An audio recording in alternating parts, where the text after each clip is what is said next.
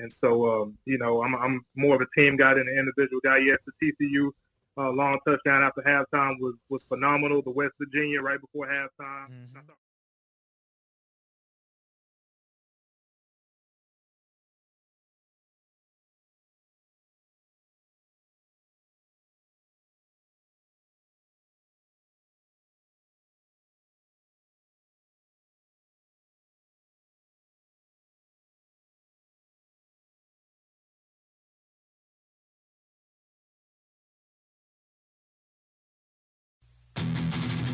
This is Sikkim 365 Radio. Hunter Pence has accounted for all the Rangers scoring with his two-run homer in the fourth. Drives one to right field, sending Reddick back. He's at the wall. He jumps. He makes the tremendous catch. He robs a three-run home run. Sikkim 365 Radio is presented by IdealMRI.com. High-quality MRIs for $497 or less. IdealMRI.com. Your health is important, so is your budget. High fly, left center deep. Jackie Bradley racing back all the way to the wall, leaping up, and Jackie Bradley, he made the play. He caught it, climbing the wall with a brilliant play. The 3 o'clock hour is sponsored by Waco Custom Marketplace. Meats, sweets, Texas treats, and a cut above the rest. 425 Lake Air Drive, Waco. This is deep to center field. Bellinger's back. It's a grand slam. Howie Kendrick with a 10th inning grand slam to break it open. Have you downloaded the Sikkim 365 Radio app? Do it today on the App Store and Google Play. Here's Paul Catalina and Craig Smoke. Welcome in to Sikkim 365 Radio. Smokey is off today and tomorrow, so Craig and I will take you through the next 3 hours. Big show planned today at 3:30. Former Baylor tight end Jordan Feuerbacher, Max Olsen of The Athletic at 4 o'clock, Mickey Spagnola, DallasCowboys.com at 4:30, and Salado coach Alan Hare on Bell County's order, which is maybe slowed their roll a little bit, not nearly as much as it has in McLennan County. But, Craig, you heard the open. It was all baseball highlights. It's actually opening day in a sport. Yeah, it is, man. Baseball is back after a long wait and a lot of hurdles that they had to cross over. I mean, there was a time about a month ago where it looked like we weren't going to have baseball, and then we were going to have baseball, and then we weren't going to have baseball. And so here we are, and we have baseball. And they've been able to, get through the obstacles of just trying to get the whole thing started. Got through their spring training part 2, and here they are, man. So, yeah, I'm super excited for it. NBA's coming back soon as well, so pretty much everything will be kind of in place.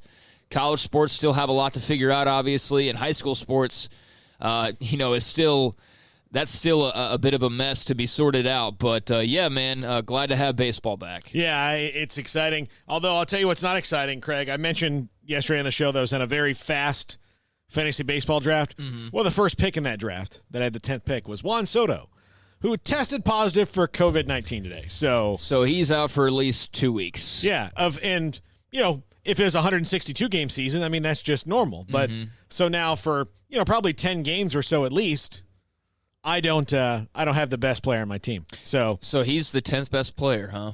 Well, yeah. I mean, he's pretty darn good. Who was number 1? Mike Trout? Yeah, Trout was number 1. Who's number 2? Number 2? Hold on, I'll tell you. I don't really want to go through the whole top 10 here, but I'm curious who, besides Mike Trout, people view the best player in baseball as. I mean, I would imagine the guy signing a pretty big contract yesterday is probably up there, but I haven't played fantasy baseball in so long. It was, for me, just too much daily checking that I had to do. I know people set up lineups, but the only reason I did this one is 60 games. Yeah, that's true. So you don't have to worry about doing it all summer long or half the year. But so yeah, the number 2 pick was Christian Yelich. Okay, so makes sense. Mookie Betts went 8th. I got Bregman with my next pick, which was 11. So don't like the guy, but he's a really good baseball player. You know what I had to do in my fantasy sports life was I finally, what happened? I can't remember who it clicked for in fantasy football, but I picked up somebody that I never would have picked up, and I won my league. And I was like, that's it. I'm just going to divorce myself of the whole it matters in this. And, fantasy sports is nerdy and geeky, but I love it anyway. That's the thing, too. Like, that's the thought I had was just how much, those businesses are going to just be out of their minds with joy and exuberance over the fact that they can actually operate again because there was no fantasy teams to be had. I guess you could have done European soccer for the last few weeks, and maybe there were some other side things. But think about DraftKings. Yeah, no, that's what I mean. DraftKings, yeah. That they had nothing going on for the longest. Vegas now can finally start, getting some bets in again. And I know they've had golf and UFC, and so it's not been completely shut down. But, obviously it ramps up with daily activities now. Yeah, how much money do you can replace some of the money by having, people moving big action on, on stuff on the weekends, but you can't replace everyday things. Mm-hmm. That's the lifeblood of it is somebody saying, listen, I'm going to take the Pirates and 2.5 or whatever the spread is. And that's the thing because they're going to get thousands upon thousands of those bets every single day. Man, just hate it for the families that have been actually saving some money here. Like old dad's not on DraftKings the last few months. They've actually been able to save up some side money. But, hey, maybe Dad will hit it big on the Pirates over the Indians or something like that. Yeah, but, and again, I'm just excited for the opening of the season. I actually, that's what we kept saying about baseball while this is all going on. You actually do have a captive audience that wants to watch any sport that might have left you behind before, but because you have an opportunity to be one of the only things on television now that's new, you can watch old episodes of a show on Netflix or Hulu or whatever, but eventually you're going to want to watch something new and something live, and they had that opportunity, and all they did was fight over it. Yeah, no, I've never really considered cutting cable all the way. Like, part of the deal that I'm under is kind of tied into one of the local cable providers, but with the lack of live action outside of, like, the hour of pro wrestling I watch on Wednesday nights, shout out to AEW, outside of that, man, like, I've seen every show now. Like, there's no more TV that I need to absorb. I need some live, can't predict this sports on my TV. Yeah, and me, Craig, I'm a big DirecTV, longtime subscriber. I was a big fan of theirs for a long time, but, in the last couple months, I've realized that I need them for live sports right now. Yeah, for sure. Eventually I won't. And that's why, and I just got, my bill, the special I was just under, it just went back up again. Mm-hmm. So tomorrow I got to call AT&T and say, hey, I don't need you guys as much anymore. Let's make a new deal. And they're going to have to redo what they're doing, because I would think so. And again, once the NFL rights go into this arbitration or this case they're doing about, if they can, I don't know if it's against DirecTV or how it is, but the NFL is going to be available on multiple platforms. Sure. Because right now they're losing money, I think. Probably, although they're making a ton of money. Well, so they have they know that they're going to make that they have a hook. Yeah. But I think that if you said look, I can just download this app on my phone. Right. Well, that's what all the colleges are looking at too. Like, can I just have the Hulu app and I can pull up the Baylor game or the whatever? But no, just the point being, we get 2 games tonight. Yankees at the Nationals. Garrett Cole will be making his Yankees debut.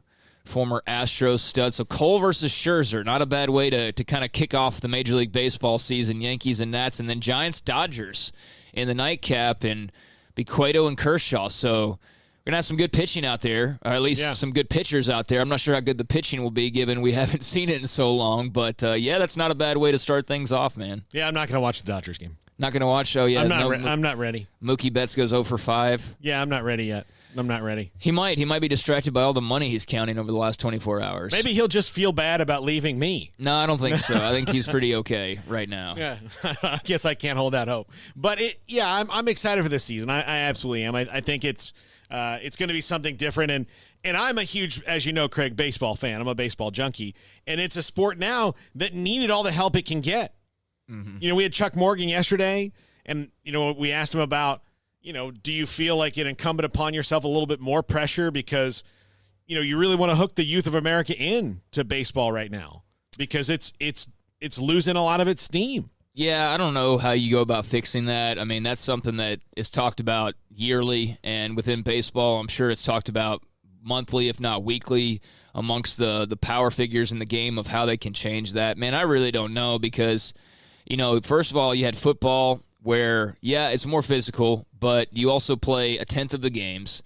and you have much more free time and things like that, a lot less travel because you're not playing 162. You just got the one every couple of weeks on average that you're traveling to a city, whereas in baseball you mean like 2 or 3 trips in a week. So that's already a deterrent. But I think too, man, just when we had on, who was it that we had on? I was talking about why he picked football over baseball, and he was saying like the wait. You have to wait so long to get to baseball, and even then you can be a first-round draft pick and not ever even make it to the big leagues. And in football, like, hey, you're a first-round draft pick. You're not only making it to the league, you're in the league, and you're playing in the league in week number 1 as so long as you're healthy. So, I don't know how you get around that problem if you're baseball, just the uncertainty and the wait. The money's great, but so few guys even reach that point. And when video game streamers are pulling in hundreds of thousands of viewers just to play video games and somebody sits there and watches it, or any of the other forms of entertainment that are going on right now, it's just kind of hard to get the youth of America into sitting there and being patient enough to, wait a minute in between pitches and to get into the details of the game. And I don't know. I don't know how you make that part of it is connect just again. Baseball was – it's, and this is something you always try to talk about the larger social issues about inner cities or opportunities. And there's less, at least African Americans baseball right now. So that's one issue. But I think there's several issues facing it. One of which is, when I was a kid, we had Nintendo and stuff like that. And that's when it kind of started. But, I was at least at the part of the generation where you would still go outside and play first. And if people wanted to play baseball in the neighborhood, you would play baseball in the neighborhood. And so you did play those, sandlot games or just out in the yard kind of games. So you liked baseball more because it was what you did with your free time. Now kids aren't doing that with their free time. So it's not, nobody's picking up and playing baseball in their free time. They pick up and they play. There's so many different video games and there's so many different things to entertain them. Their TV channels or whatever. There was nothing like, on a Thursday afternoon, Craig, after we got done with our homework, so it's 4:00. If we're 9 years old, what was there to watch on television for us then? Yeah, no, nothing. You can play baseball and video games. We could do that too, but now it's like that's just so much easier. It was there. We had like a couple choices of what to do. Right. It's like go outside or play video game. Like now there's a billion choices for kids to do, and it's not 50-50 anymore to go outside and play a sport with just your friends out in the yard or sit inside. There's a billion things you can do. You don't even have to, be around your friends anymore, to do the things you want to do. Nope. Yeah. You don't. So, as it used to be could you imagine calling you, even with no internet, hey, let's just play a video game at the same time and see how it goes over the phone? That would have been lame. Yeah, no, it's definitely a different world out there. One that is far, far past me. That's for sure. Yeah. So other stuff, CeeDee Lamb signs his rookie contract, and, it's not, nothing earth-shattering. It's that little slot system that they kind of have now. It's pretty much like the Major League Baseball draft. And the numbers, 4 years of the fifth-year option, $14.01 million overall, $7.7 million signing bonus. Got tested at the Star on Tuesday for COVID-19, testing it on Friday before he can come to the facility for meetings and all that. So, yeah, it's good to go ahead and get that out of the way. Who was it?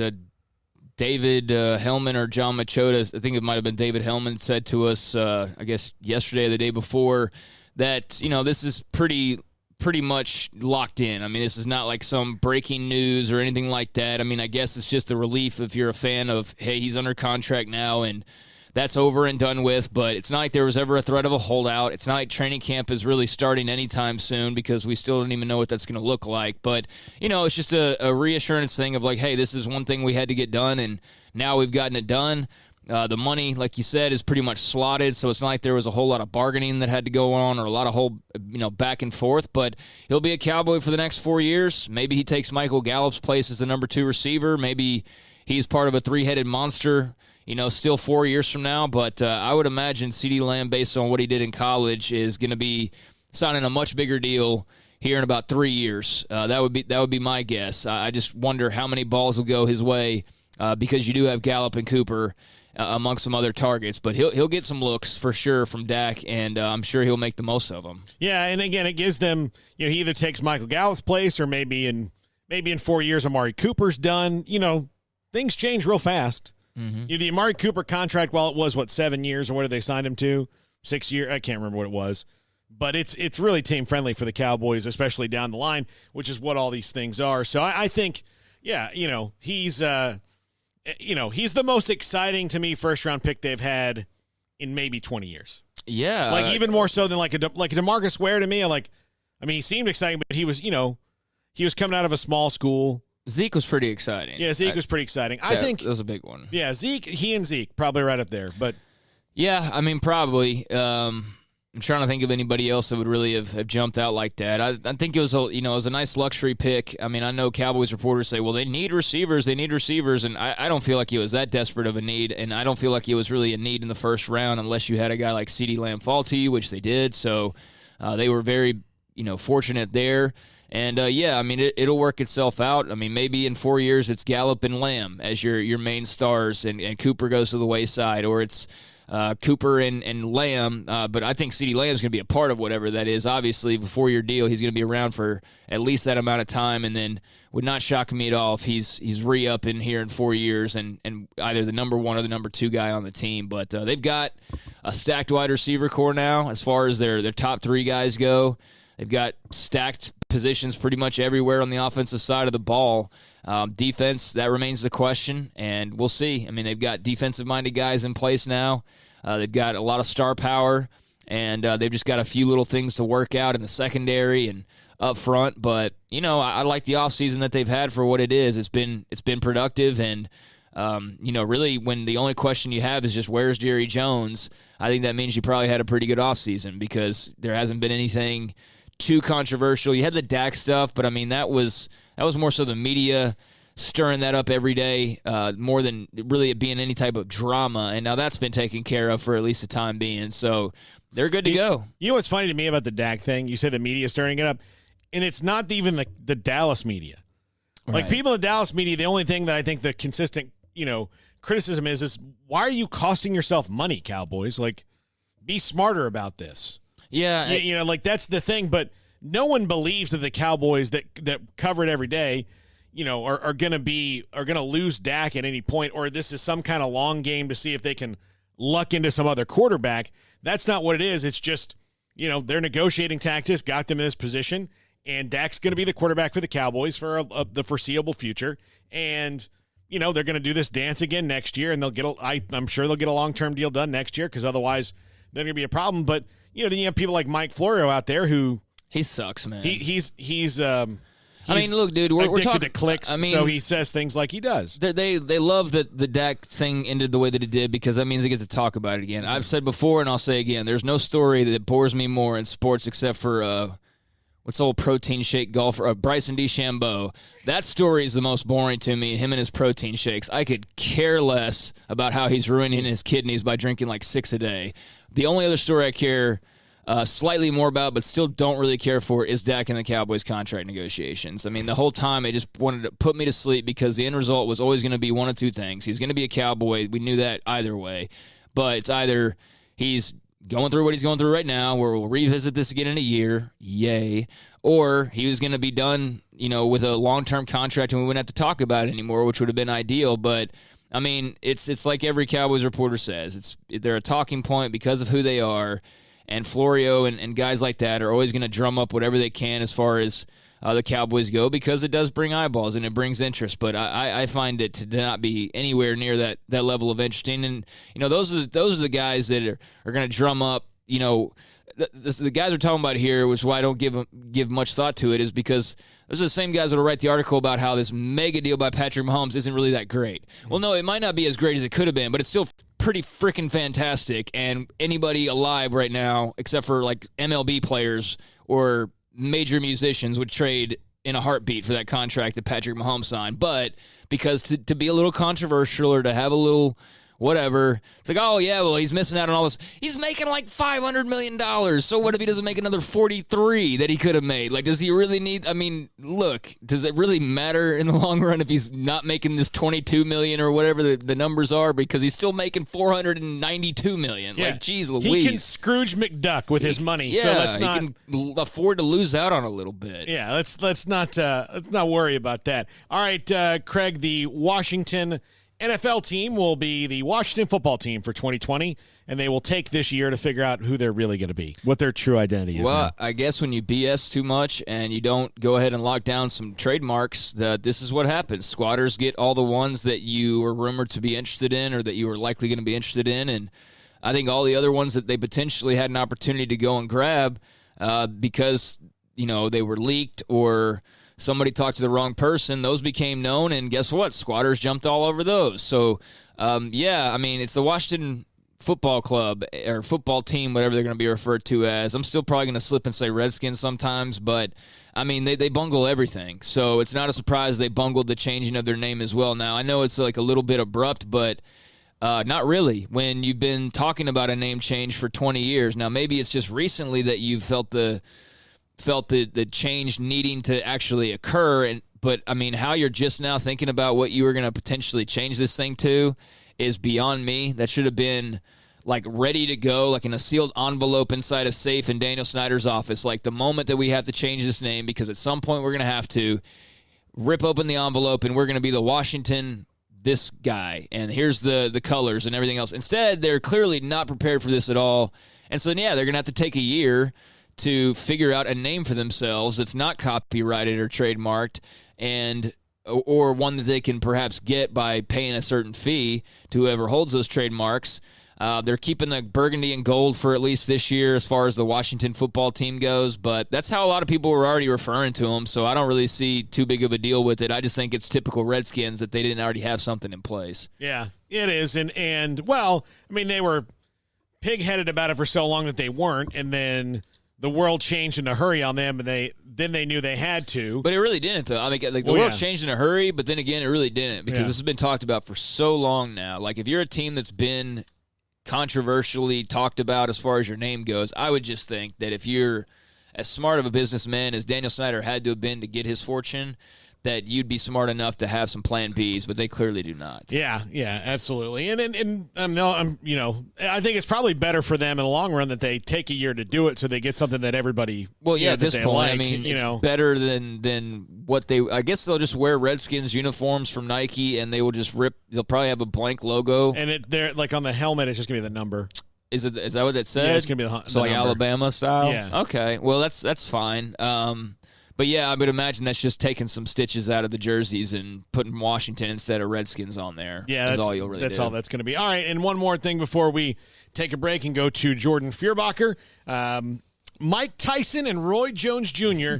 will fight an 8-round exhibition on September 12th. Tyson is 54. Jones is 51. I will, and I'm sure this is going to be a pay-per-view thing. Oh, yeah, and I don't normally do pay-per-views. I will do this. I will watch this because I'm interested, but I don't know if they're going to be better fighters in their 50s. Well, they're definitely not going to be better fighters. And look, everybody is going nuts over these videos of Mike Tyson sparring and how fast he still is. That doesn't mean he's as good as a 28-year-old. No, but he's fighting another 50-year-old, yeah. So he doesn't have to worry about being like in the ring with an up-and-comer who would surely most likely decimate him just based on age and speed and lack thereof for Tyson in this case. He's still faster than most, but no, he's not probably anywhere close to fighting like a real top guy at this point in time. Like if he got in there with Tyson Fury is a really bad example because the reach would be ridiculous and that would be so unfair. So it's really hard to even put him in the ring with even Anthony Joshua would.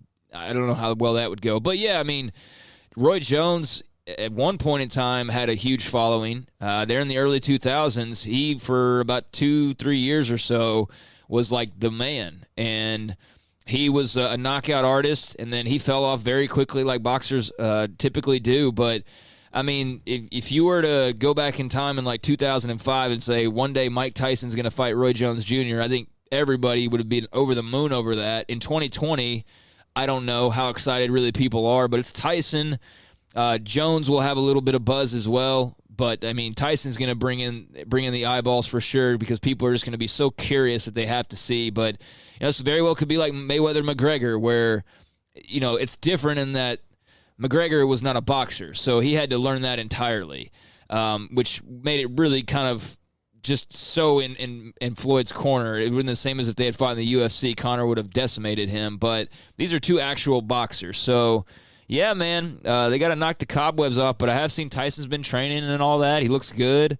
So, I don't know. I'll check it out probably. Yeah, maybe. I'm not going to pay like $90 for it. I'll find another way to watch it than that. That's just ridiculous, but. That's what it's going to be?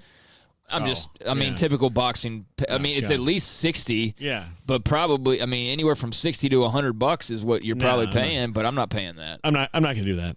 No, I'm not doing that. But I hope it's not as disappointing as, say, Mayweather Pacquiao was. Yeah, it may. Yeah, that would be unfortunate. I don't know what to expect with this. And what I thought about Mayweather Pacquiao is that Mayweather kept doing that until he knew that he definitely would not lose to Pacquiao. Yeah, no, they dragged it on way too long. They dragged it out way too long and lost some of the sizzle that they would have had otherwise because Pacquiao lost, and then that took a lot of it. Took a lot of the fun out of it. But no, it's a fun dream like video game type fight on paper that we're actually going to see in real life here on September the 12th. It's just an exhibition. 8 rounds is what they'll go. So it's not like it's a 12-round heavyweight title fight, but. Yeah, we'll see two 50-year-old boxing legends scrapping it out. That'll be interesting. All right, when we come back, former Baylor tight end and former intern of ours, Jordan Fierbacher, with us here on Sikkim 365 Radio.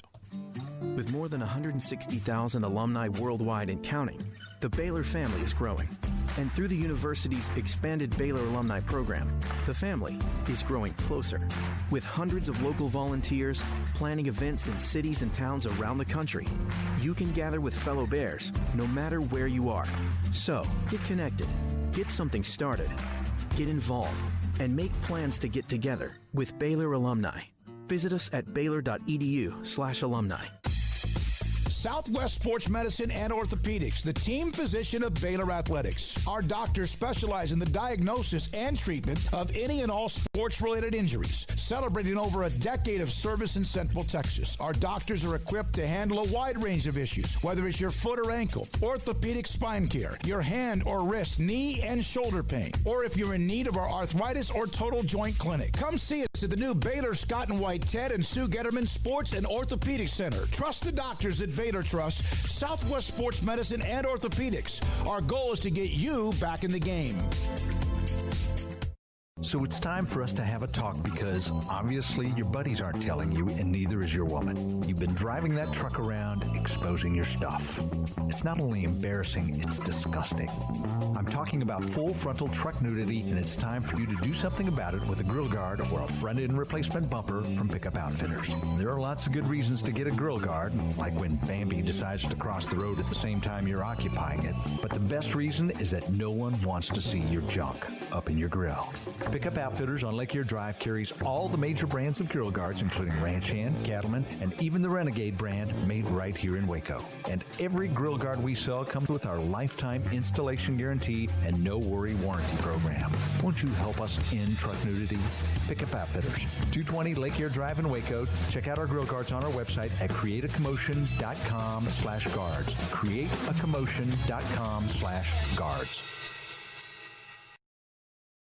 Summertime means vacation time, and while this summer may be different, at Allen Samuels, you can always count on our huge summer clearance event. It's on. Brand spanking new 2020 Ram Lone Star Crew Cabs. Now 0% financing for 72 and no payments for 90 days. Or choose up to $10,250 in total values. America's most loyal half-ton pickup owners are Ram owners. It's time to say goodbye. Adios 2020s from Allen Samuels. Ask for details. Texas board-certified personal injury trial lawyer and Baylor alum David Willis and Baylor alum Parker Willis are ready to help if you or a loved one has been wrongfully injured in an auto accident, SUV rollover, industrial accident, 18-wheeler crash, or were seriously injured by a defective product or recalled drug. Call them for a confidential and free case consultation at 1-800-GOT-HURT or visit them at texastriallawyer.com, principal office in Houston, Texas. This is Sikkim 365 Radio.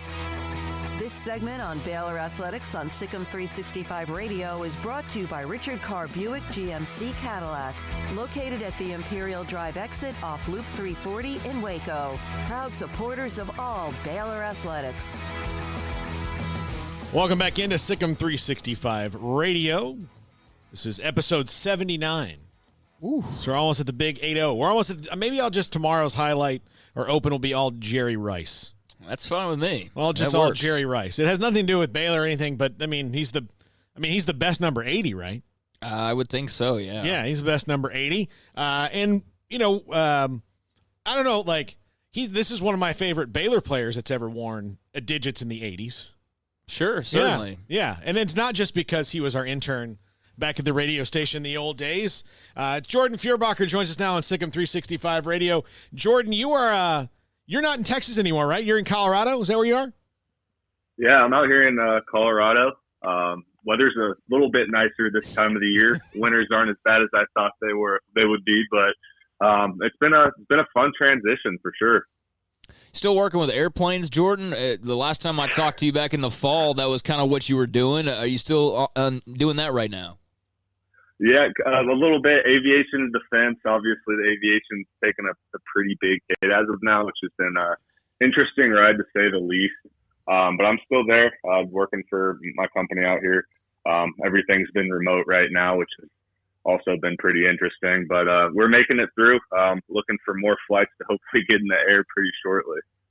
You were at Baylor during like several just very interesting times. You were, came in right at kind of the peak of what Coach Briles was doing, had to deal with all the stuff that went on and, here for Coach Rule's first year and all that. You have a very unique perspective on that because you got to see it all. What do you think it was about, especially the group of those guys like you, that kind of helped the team get to where it wound up being last year where they were so successful? I mean, I think just in life in general, just going through all that stuff, seeing headlines every day, kind of, aimed at a lot of good people that I played with, in the program, just taking aim at their character every day and learning how to deal with that. And, just kind of keep going to work every day, go to practice, go to workouts, and just, figure out ways to keep your head up, figure out ways to win some football games. I think that just paid values, obviously for Coach Rule and his staff coming in. I know senior year we went 1-11, but, there's just a ton of tough guys on that team, that were made from some of those tough times. So Coach Rule is huge on toughness. And while we might not have been the most talented or won the most ball games, I think he had a group that was really tough as hell his first year. Jordan, what was that like when he first came in? Like the first time you guys heard about him, obviously, but then when you first got to meet him, like what were the thoughts amongst the team when you heard the name Matt Rule for the first time? And then, obviously things would change and you guys would get to know him and love him and all of that. But just what was the beginning like? Because obviously you guys had so much change, but this was even more extreme. Right. Obviously, when Grobe was there, most of the assistants, all the assistants were still on staff, so there's a little continuity there. But just having the complete overhaul, I really didn't know too much about Coach Rule. I knew about the Temple program. I'd watched them play a couple times. I knew they were kind of on the up and coming. He had them kind of rolling up there for one of the schools. They're a pretty good football team. So I just started watching film on him. Obviously, he's a lot more pro style type offensively from what we were used to with Briles. But I think everyone was nervous. It's not like we were having a coach that got fired because we weren't winning games or anything like that. We had things kind of rolling our own right. A couple of years before that. So I mean, I think everyone was just nervous about the change. I personally being a tight end, not every team in college football, not every coach uses tight ends. So my main worry was, I just didn't want to get a coach that came in and ran 4 wide, all figuring out what I would have to do next. That was my greatest fear during the whole coaching search. Yeah, and Coach Rule came in. It wasn't easy for him at the beginning. Did you? I mean, obviously, I know just from talking to you before that you kind of liked him right away, and you kind of got him right away. But there were guys that didn't get it and didn't want to kind of go along and kind of felt like they could maybe force their way back in time. How was that to deal with the team when you had guys that just were never, and I'm not commenting on the character, they just were never going to buy in because they came to Baylor for something completely different? Well, I mean, Coach Rule, he'll admit it to you. He's not the easiest guy to always work for or play for. I mean, you can kind of see that with Matt Lubick, ditching out 2 months on the job. He demands a lot, and I say that in a good way. I mean, he knows what he wants out of his program, what he wants out of his players, and he's extremely confident in that. It was an adjustment from a time standpoint. I'd say Coach Brausel was a lot more. I guess meetings were shorter, things were simpler, stuff like that. Coach Rule, he demanded your time, he demanded excellence, and just every aspect of the program, going to class, grades, practices took a step up. Weights were different, things like that, and it wasn't for everyone. And I think that happens every time you get a coaching change. So, Jordan, last time I talked to you, we were doing the Smoke Show podcast on Sikkim365.com, which I think is going to return this football season, depending on what that looks like. But, obviously they were having some success when we talked, and the team was, looking like they could be pretty good. But, man, they were better than that. They were Big 12 championship level good. I mean, just the 2 losses to OU and then obviously the Sugar Bowl against Georgia. I mean, just how proud were you, man? Because you and I had talks in the office when you were interning with us about the struggles and, talked obviously then during the season. But, just how proud were you as an alum to see what that team put together last year? I was just jacked. I mean, every weekend, I knew the guys had it in them. Don't want to discredit that, but it was almost like I couldn't my eyes, especially with all the close games they played this last year. Pulling most of those out, it was incredible. But I mean, really, it kind of, I kind of felt sense of relief and pride in kind of that 1-11 season that was so tough to go through, and kind of knowing that, us seniors, those guys, we kind of set the foundation for, what was to come, and all that hard work and sticking to Coach Rule's plan and helping them, implement that in the program. It was worth it. It kind of felt like I was playing again. At least the emotions, I had the emotions with wins and with the losses, it hit me as if I was playing again almost.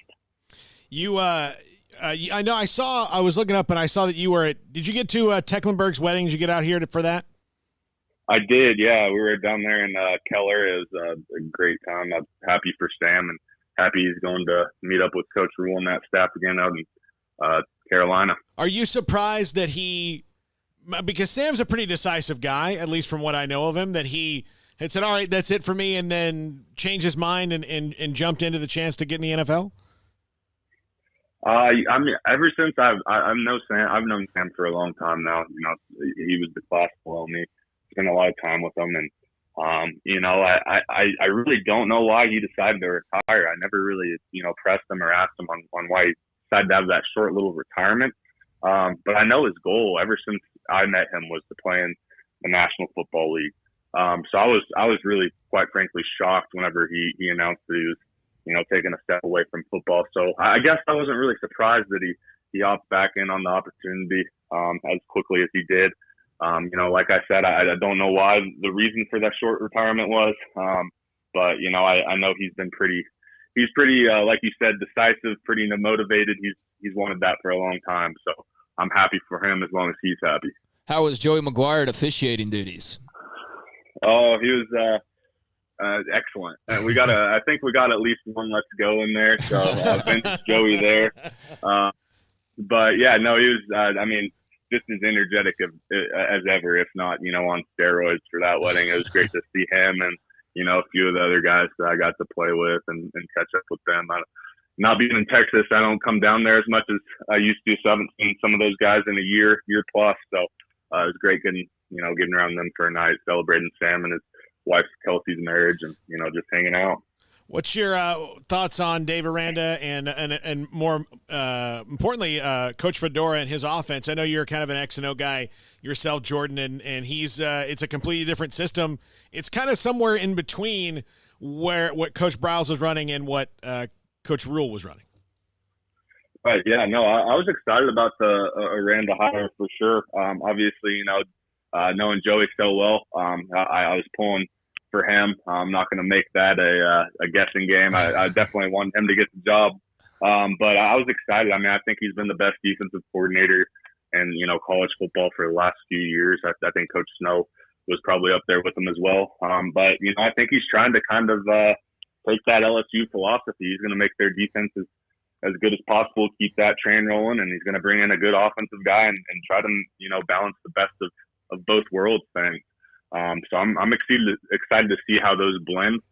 I think Baylor kind of, took a tempo step back last year to let their defense really shine, which was, really fun to watch. It was different as a Baylor fan to watch for sure, compared to the high flying Art Browse offenses back in the day. But, it'll be interesting to see how that blends. And he's sure jumping into a tough first year with coronavirus and, all the restrictions and no spring practice, limited summer conditioning time. I definitely feel for him on that front end. Geez, no kidding, man. It's going to be rough, and I want to ask you about that. But Mo Porter was on with us last week, and he's in coaching now. Jordan, he's in the high school ranks and is working his way up. But he said it was no surprise when Rule jumped to the NFL that he had pretty much kind of said something along those lines to you guys, that was his dream when, I guess, early on when he first took the job. So I would imagine you had no surprise, but just curious your thoughts, since we haven't talked since then, on him getting that Panthers gig. Yeah, I'm really not surprised. I mean, I'm more surprised that it wasn't the Giants. Being a Northeast guy, being from New York, I thought coaching for them in the past, I thought that's where he's going to be leaning towards. It sounds like he really meshed well with the owner Gettleman, and seemed like that was the best fit for him. But yeah, that's been Coach Rule's dream. He's wanted to prove himself at that level. I think. Since he's gotten into coaching, he hasn't made that a secret at all. I definitely feel for some of the guys still at the program going through a coaching change. It's a lot of nerves, a lot of uncertainty. So I'm sure it's not fun on that end, but he's doing what he wants to do. The guys are still getting to play at an awesome school. And I think we made a great hire on top of that. So I think it's going to work out for everybody in the end. Yeah, just here's what I learned from Matt Rule's hiring by the NFL. When a guy comes in and asks you, what can we do to get this done, and then you give him a list and he says, what else, you take that job. Yeah, no kidding. That's what you do. You just – couple zeros. Okay, yeah, great. Yeah, I want this, and this. Okay, what else? Well, yeah, just keep going. I don't blame him at all. No, it's hard to keep up with what he got going on there, and money wise, resources wise. Only thing that I wish Andy Altoff stayed around at the Leafs. Yeah. That guy was huge in the strength and conditioning program, super cutting edge. To me, besides just the on field football aspect of it, coaching wise, I think that might be the biggest loss. And at the same, I don't blame Rule for bringing him either. I mean, that guy's a genius. I think he's doing everything right, that's for sure. And Coach Rule's always done everything right. Yeah, and that's interesting too, Jordan, because I remember, obviously I totally understand why Kaz was so adored. I absolutely get it. But, Altoff had a lot of experience there as well. And during the time period, he was able to carry that over. And he was a genius of a guy. They're losing a lot of great coaches to the Panthers, but they got a lot of great coaches now taking their place. So it'll be interesting to see. Did you get to be around Corey Campbell at all, who's like the main strength and conditioning guy now, or was he too much after you? Yeah, I was around him. I don't think he was quite there at the very beginning of Rule's tenure, but he came in shortly after. I want to say maybe during the summer session. Okay. And he's a great guy. Corey, he's unbelievable. I was very pumped to see him get that job. I mean, talk about someone the players love, someone the players can relate to, and someone that has the players' respect. I mean, of course, checks all those boxes by far. So, man, with the no practices right now and the no off season, and I mean, they're kind of doing some of that, but they had no spring football. I get that that's everybody. Like, I mean, there were some schools actually that did have spring football. They were fortunate to get it in early, but for the most part, everybody's going to be starting from scratch, Jordan. And there is the added element of a first-year head coach, a first-year staff, and losing basically, 10 starters on defense or 9 starters on defense. Just how difficult do you think this is going to be for these players to get ready for a season with all the uncertainty and with, obviously the lack of preparation that they would normally have? Yeah, it's not going to be easy, that's for sure. From the sounds of it, it seems like they've had a lot of playbook time, a lot of study time on their own with the time off, a lot of Zoom meetings, is what I've heard. That's all good time, and they'll be able to learn the playbook and whatnot. But there's a difference between knowing what you're supposed to do and going out there and getting it done and having it kind of flow together with 11 guys. So I think that's going to be the biggest challenge for everybody, especially the programs that are in Baylor's position with the new head coaches, some new schemes going on. I mean, it's definitely valuable time lost.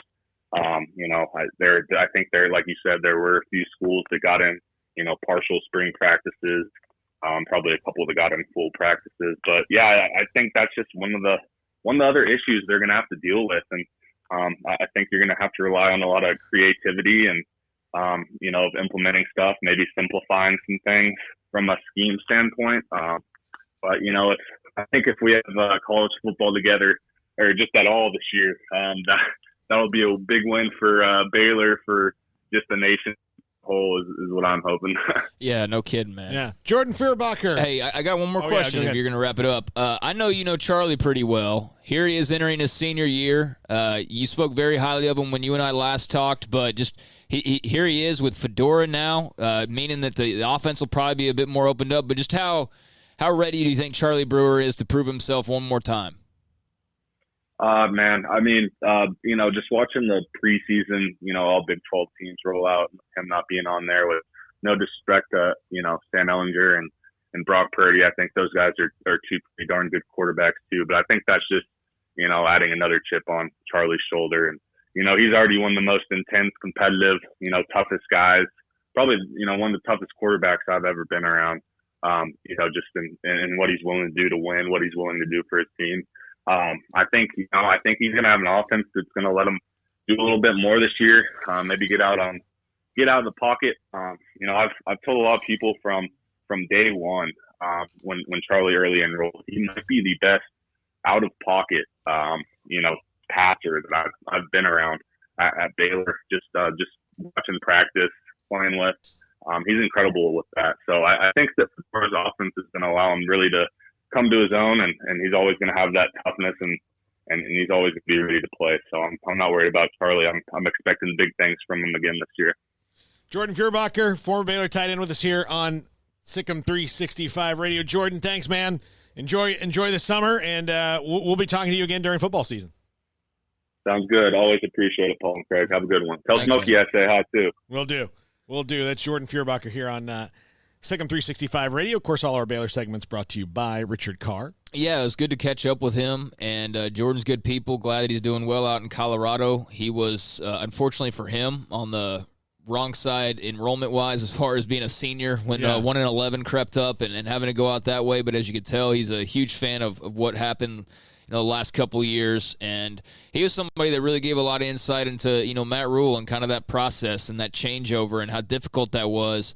But I do know we got some breaking news, high school football related, that we probably need to come back with, as Bell County has provided some clarification on what their return to sports is going to look like. We already know McLennan County, they made the decision very abruptly, kind of out of nowhere 2 days ago when all the coaches were starting to celebrate the return. They delayed it to where now, for example, Connolly, who we're going to cover, is going to have like half their schedule wiped out. Well, Bell County's now made their decision, which affects obviously schools like Temple and Belton and many others. So I'll have that when we come back here on Sikkim 365 Radio.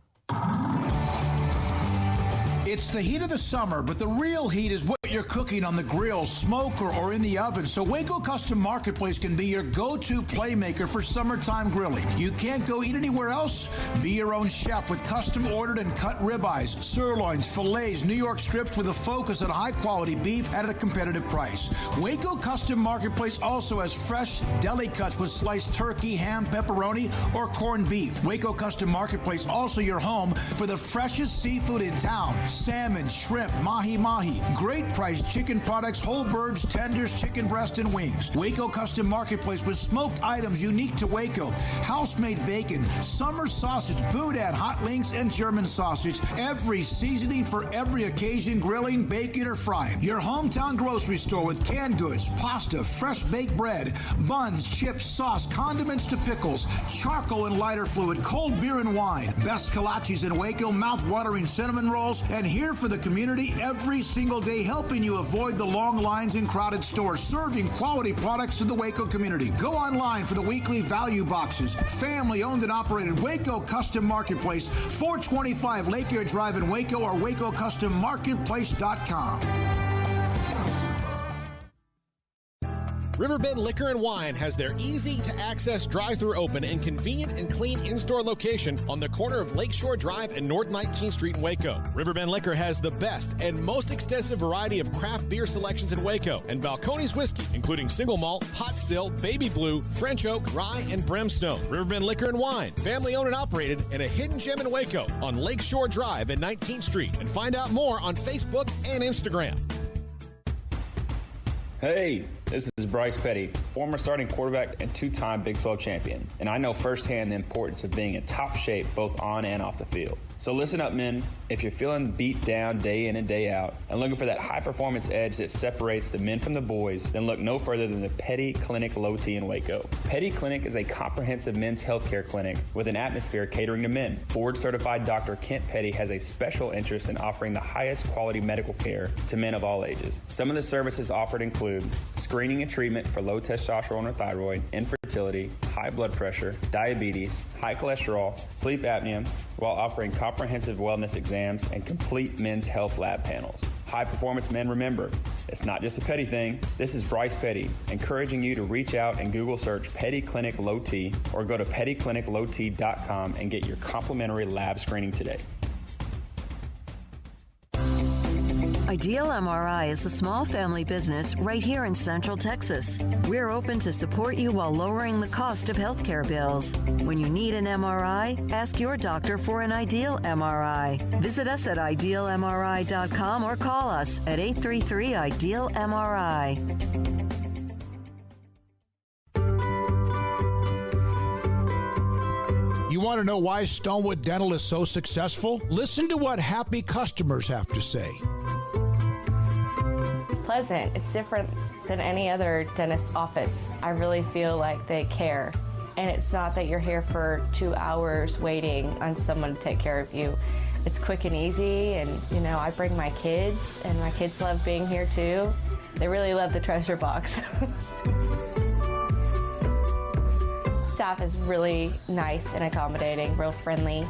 You feel more like home. It's not sterile looking. Everybody has their own personalized rooms with decorations and decor, and they'll even have a blanket for you when it's cold.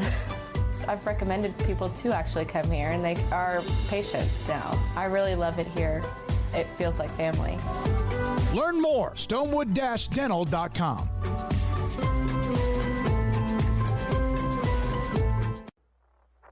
This is Sikkim 365 Radio. Text us at 254-339-1122.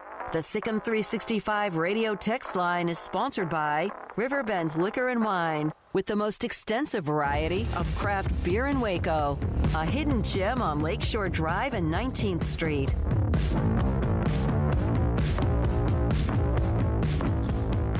Welcome back into Sikkim 365 Radio, and we've got breaking high school news. Craig? Yeah, Bell County. So yesterday, McLennan County made their announcement on the return to school and what that's going to look like and the effect that it's going to have on athletics. And we know that We had a coach like Shane Anderson over at Connolly who thought that his team was getting ready to just go full speed ahead into the season, and now they're looking at half of their season being cut out as a result of the delay in school, and thus the delay, at least for McLennan officials, in sports also starting up. But in Bell County, they had not yet made that decision, and today they have the Bell County order saying that school will be delayed until September, but athletics can start on August the 3rd and still play a full schedule. So unlike McLennan County, who's also delaying the start of school, and for Bell it will be September the 8th, the first day of school,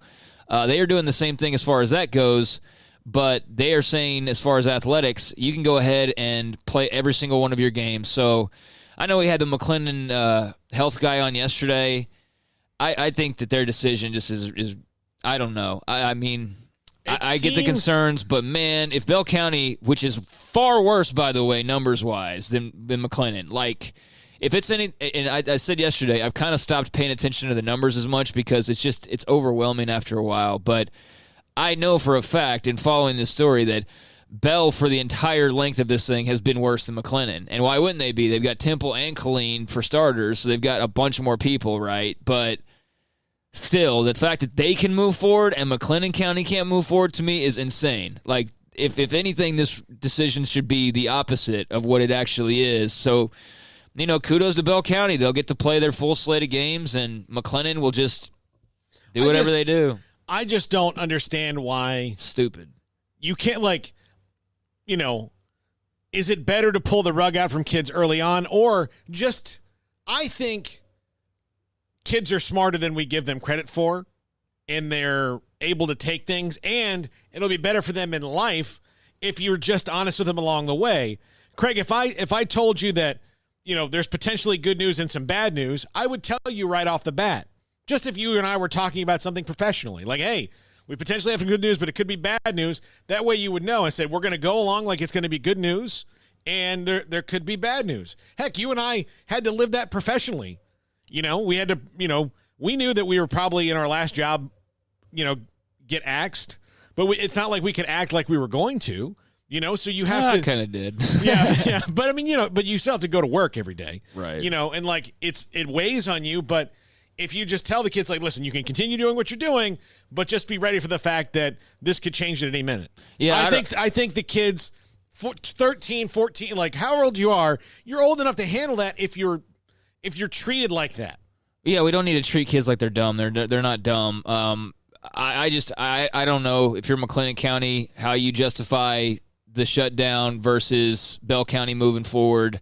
When it comes to athletics, I am being selfish here because it just doesn't make any sense that two counties right next to each other, one with much higher numbers than the other one, is going to play sports on time, and the other one is not. And I get the reasons why, but they don't make that much sense. And look, in a few weeks from now, this could seem like a very justified decision, but you didn't have to make it. But you've already screwed everybody because you've screwed their schedule. They got to look for new opponents, or got to tell their other opponents to go look for new opponents. And so you can't now put the magic back. I mean, unless you were to do something in the next 48 hours, which they're not going to do. They made their decision yesterday and whatever. But I just don't get it. I don't get why one health authority right next door to the other health authority can see this major difference in how to handle something. And I get that it's down to each local politician and officials and those who make those decisions. I totally get that. But how Bell can move forward and McLennan can't makes no sense to me unless I have just in 3 days' time completely missed that Bell County's had a bunch of cases going down and McLennan's had a bunch of cases going up, because it's been the reverse this entire time for the last few months. Since coronavirus existed, Bell County's been worse. But hey, whatever. I'm not getting paid to make those decisions. I would just like to understand the decisions is really all it is. Yeah, I don't know. I just, again, it's another brick in the wall of this ever confusing. I mean, great for Bell County. Hey, great for y'all. Great that Belton and Temple and whoever else will be getting geared up and will get to play their full slate. But it really sucks for those Waco schools. That's for sure. Yeah, it really does. It absolutely does. All right, when we come back, Max Olson from The Athletic. The Pac-12, Craig, going to play a 10-game conference-only schedule starting on September 19th. At least that looks like the plan right now. The Pac-12 can play 10 games, and McLennan County High Schools can't play football on time? What? Yeah. All right. Yeah, exactly. So at least until the Big Ten tells the Pac-12 to do something different. Of course. But we'll talk to Max Olson from The Athletic next. This is Sikkim 365 Radio. It takes time to reach goals. It's a truth that applies to more than sports. It goes for your financial goals as well. You work hard for your money, and you deserve an investment strategy that lines up with your game plan. And Tom Albers, your Edward Jones financial advisor, can help. If your financial investments aren't putting forth the effort you desire, stop by today for a financial review. Tom Albers, 4301 Lakeshore Drive, 254-776-7605. Edward Jones, member SIPC.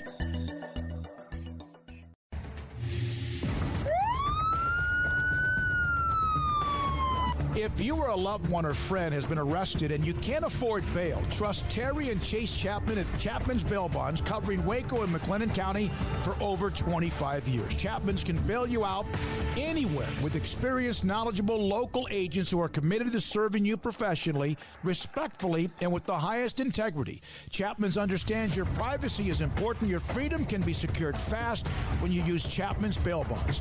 Open 24 hours a day. Payment arrangements available. Call Chapman's Bail Bonds. When you need help, 254-754-1603. When you ring, we'll spring. Let Camille Johnson Realtors guide you seamlessly through the process of buying your dream home or selling your current one. Commercial, farm and ranch, or residential, Camille Johnson Realtors can smoothly and successfully lead you through any transaction with a team of 24 experienced agents who are excited about serving you. Camille Johnson Realtors services the entire greater Waco area. If you're in the market to buy or sell, contact Camille Johnson Realtors, 104 Midway Center in Woodway, or find them online at www.camillejohnson.com. Camille Johnson Realtors, elegant, charming, warm. Welcome home.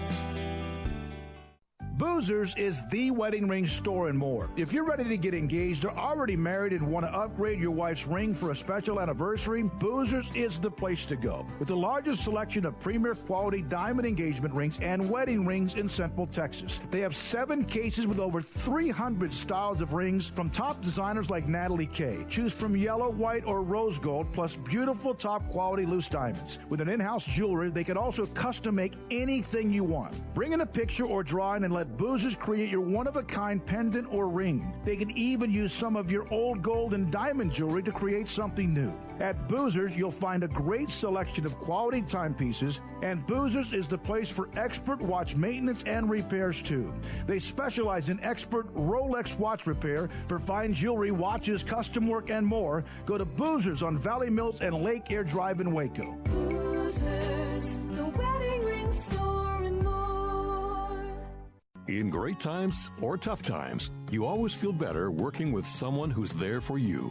When it comes to great banking, people here count on the First National Bank of Central Texas, here to help you, your family, and your business. Personal banking via phone, desktop, tablet, and drive-through, and business banking tailored for all situations, including yours. Amazing tomorrows from the First National Bank of Central Texas. Familiar faces making local decisions. Member FDIC, Equal Housing Lender. Welcome back to Sikkim 365 Radio. It's time for our weekly segment with Max Olson of The Athletic. Brought to you by Pioneer Steel and Pipe, where customer service is their main focus, and best in metal, steel, and pipe for large or small projects, with 2 locations in Waco and Bryan. Family owned and operated since 1943. There's a pass over the middle in the seams. It's Fleets. He's fleet of foot, and no one will get him. Touchdown, Baylor. The 4 o'clock hour is sponsored by Boozers Jewelers, the wedding ring store, specializing in custom jewelry and repair, all in-house. Here's Paul Catalina and Craig Smoke. And welcome back into Sikkim 365 Radio, 4 o'clock hour. Craig Smoke, Paul Catalina. David Smoke is out for today's show and tomorrow's show in Florida, visiting some family members and also attending my cousin's wedding. So he'll be doing that on Saturday. Be back on Monday's show, but it's time to talk some college footballs. We're now joined by one of our fantastic weekly guest, Max Olson of The Athletic, now joins us on Sikkim 365 Radio. And, Max, do appreciate your time. So Wait, so he ditched you and went to Florida without you? What's up with that? He did, man. I guess I'm just not part of the family. I guess I wow. Yeah, I know it. But, seeing the numbers like you guys have some stuff to work through when he gets back. Yeah. Sure. We're going to have some tension on air, for sure. I think, actually, when he was like, I'm going to Florida, Craig's like, yeah, send me pictures. Yeah, no, I'm looking at the testing numbers out there, and I'm like, I think I'm just going to stay here in Texas. You'll get a wish you were here postcard maybe in the mail later this week. Exactly. So, Max, not much has changed, and yet everything continues to change in college football. There's so much going on and so much that's just still sort of unanswered at this point, but the Pac-12 has come out and talked about this 10-game schedule. They were one of the first to jump on board after the Big Ten made their announcement that they were going to sweep out the non-conference games and all of that. So Pac-12 playing 10 games. What do you make of this decision? Yeah, it still has to be approved and all that, but I think it makes sense in terms of what direction they feel like is best for them to play basically 5 division games, 5 crossover games in their league. Of course, this is all still pretty hypothetical. We still got to play.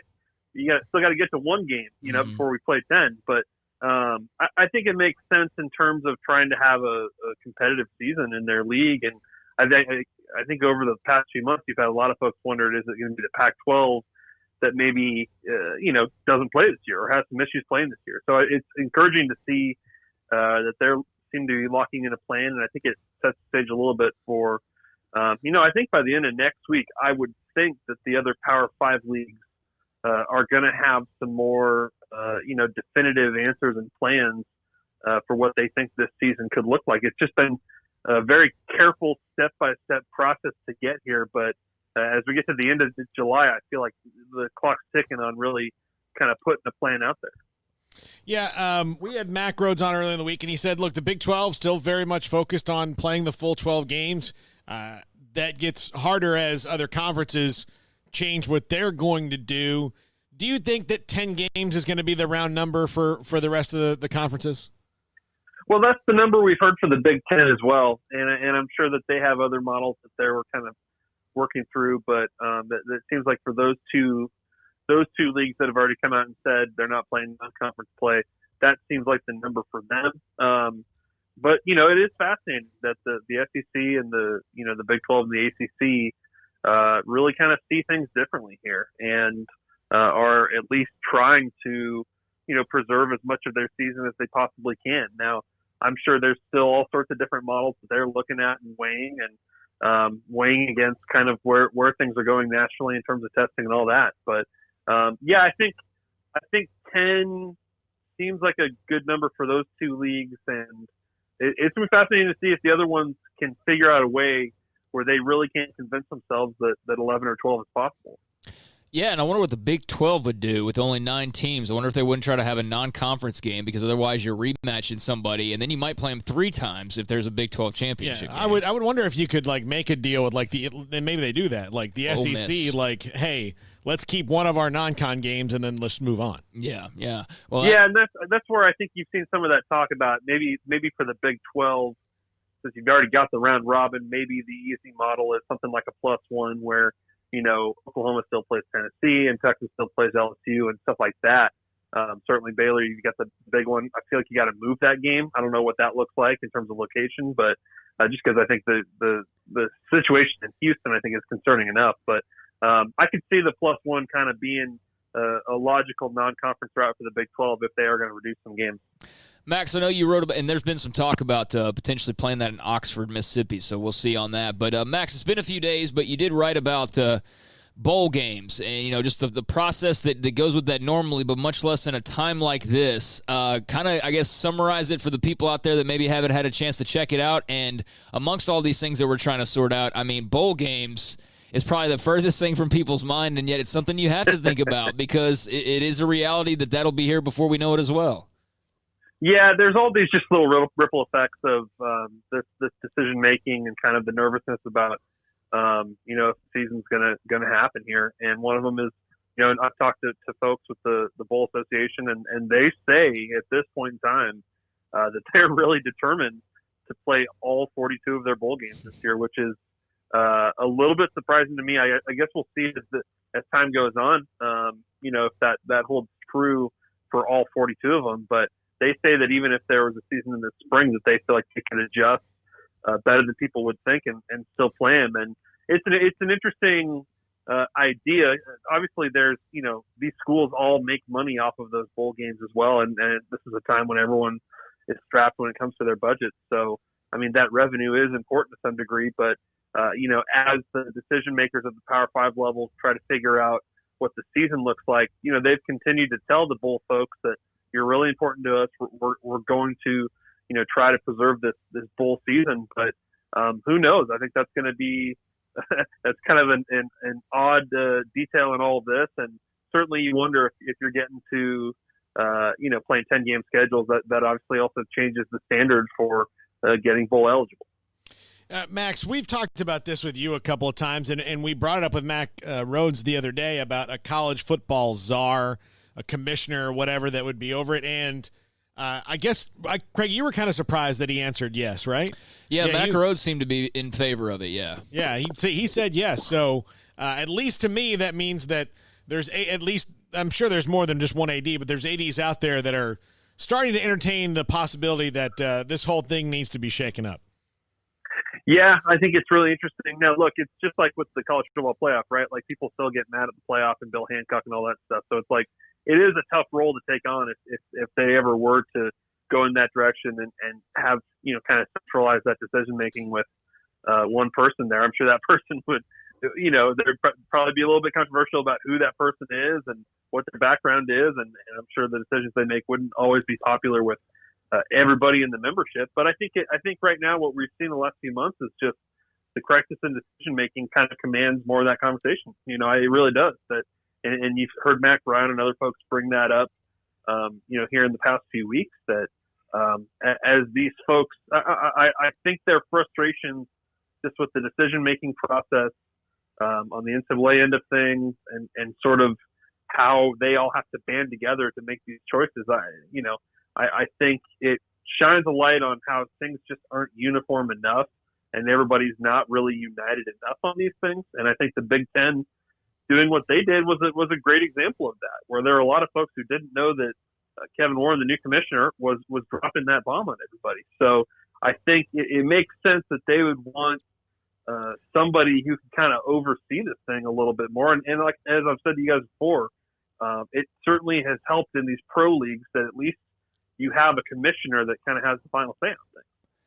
Max, the Board of Governors is going to be meeting tomorrow. Now, I guess there could, in theory, be a vote on football season, or they could kick the can down the road some more, as everybody's pretty much been doing. Do you expect much news coming out of this tomorrow, or do you think it's something that is just going to be delaying the inevitable some more?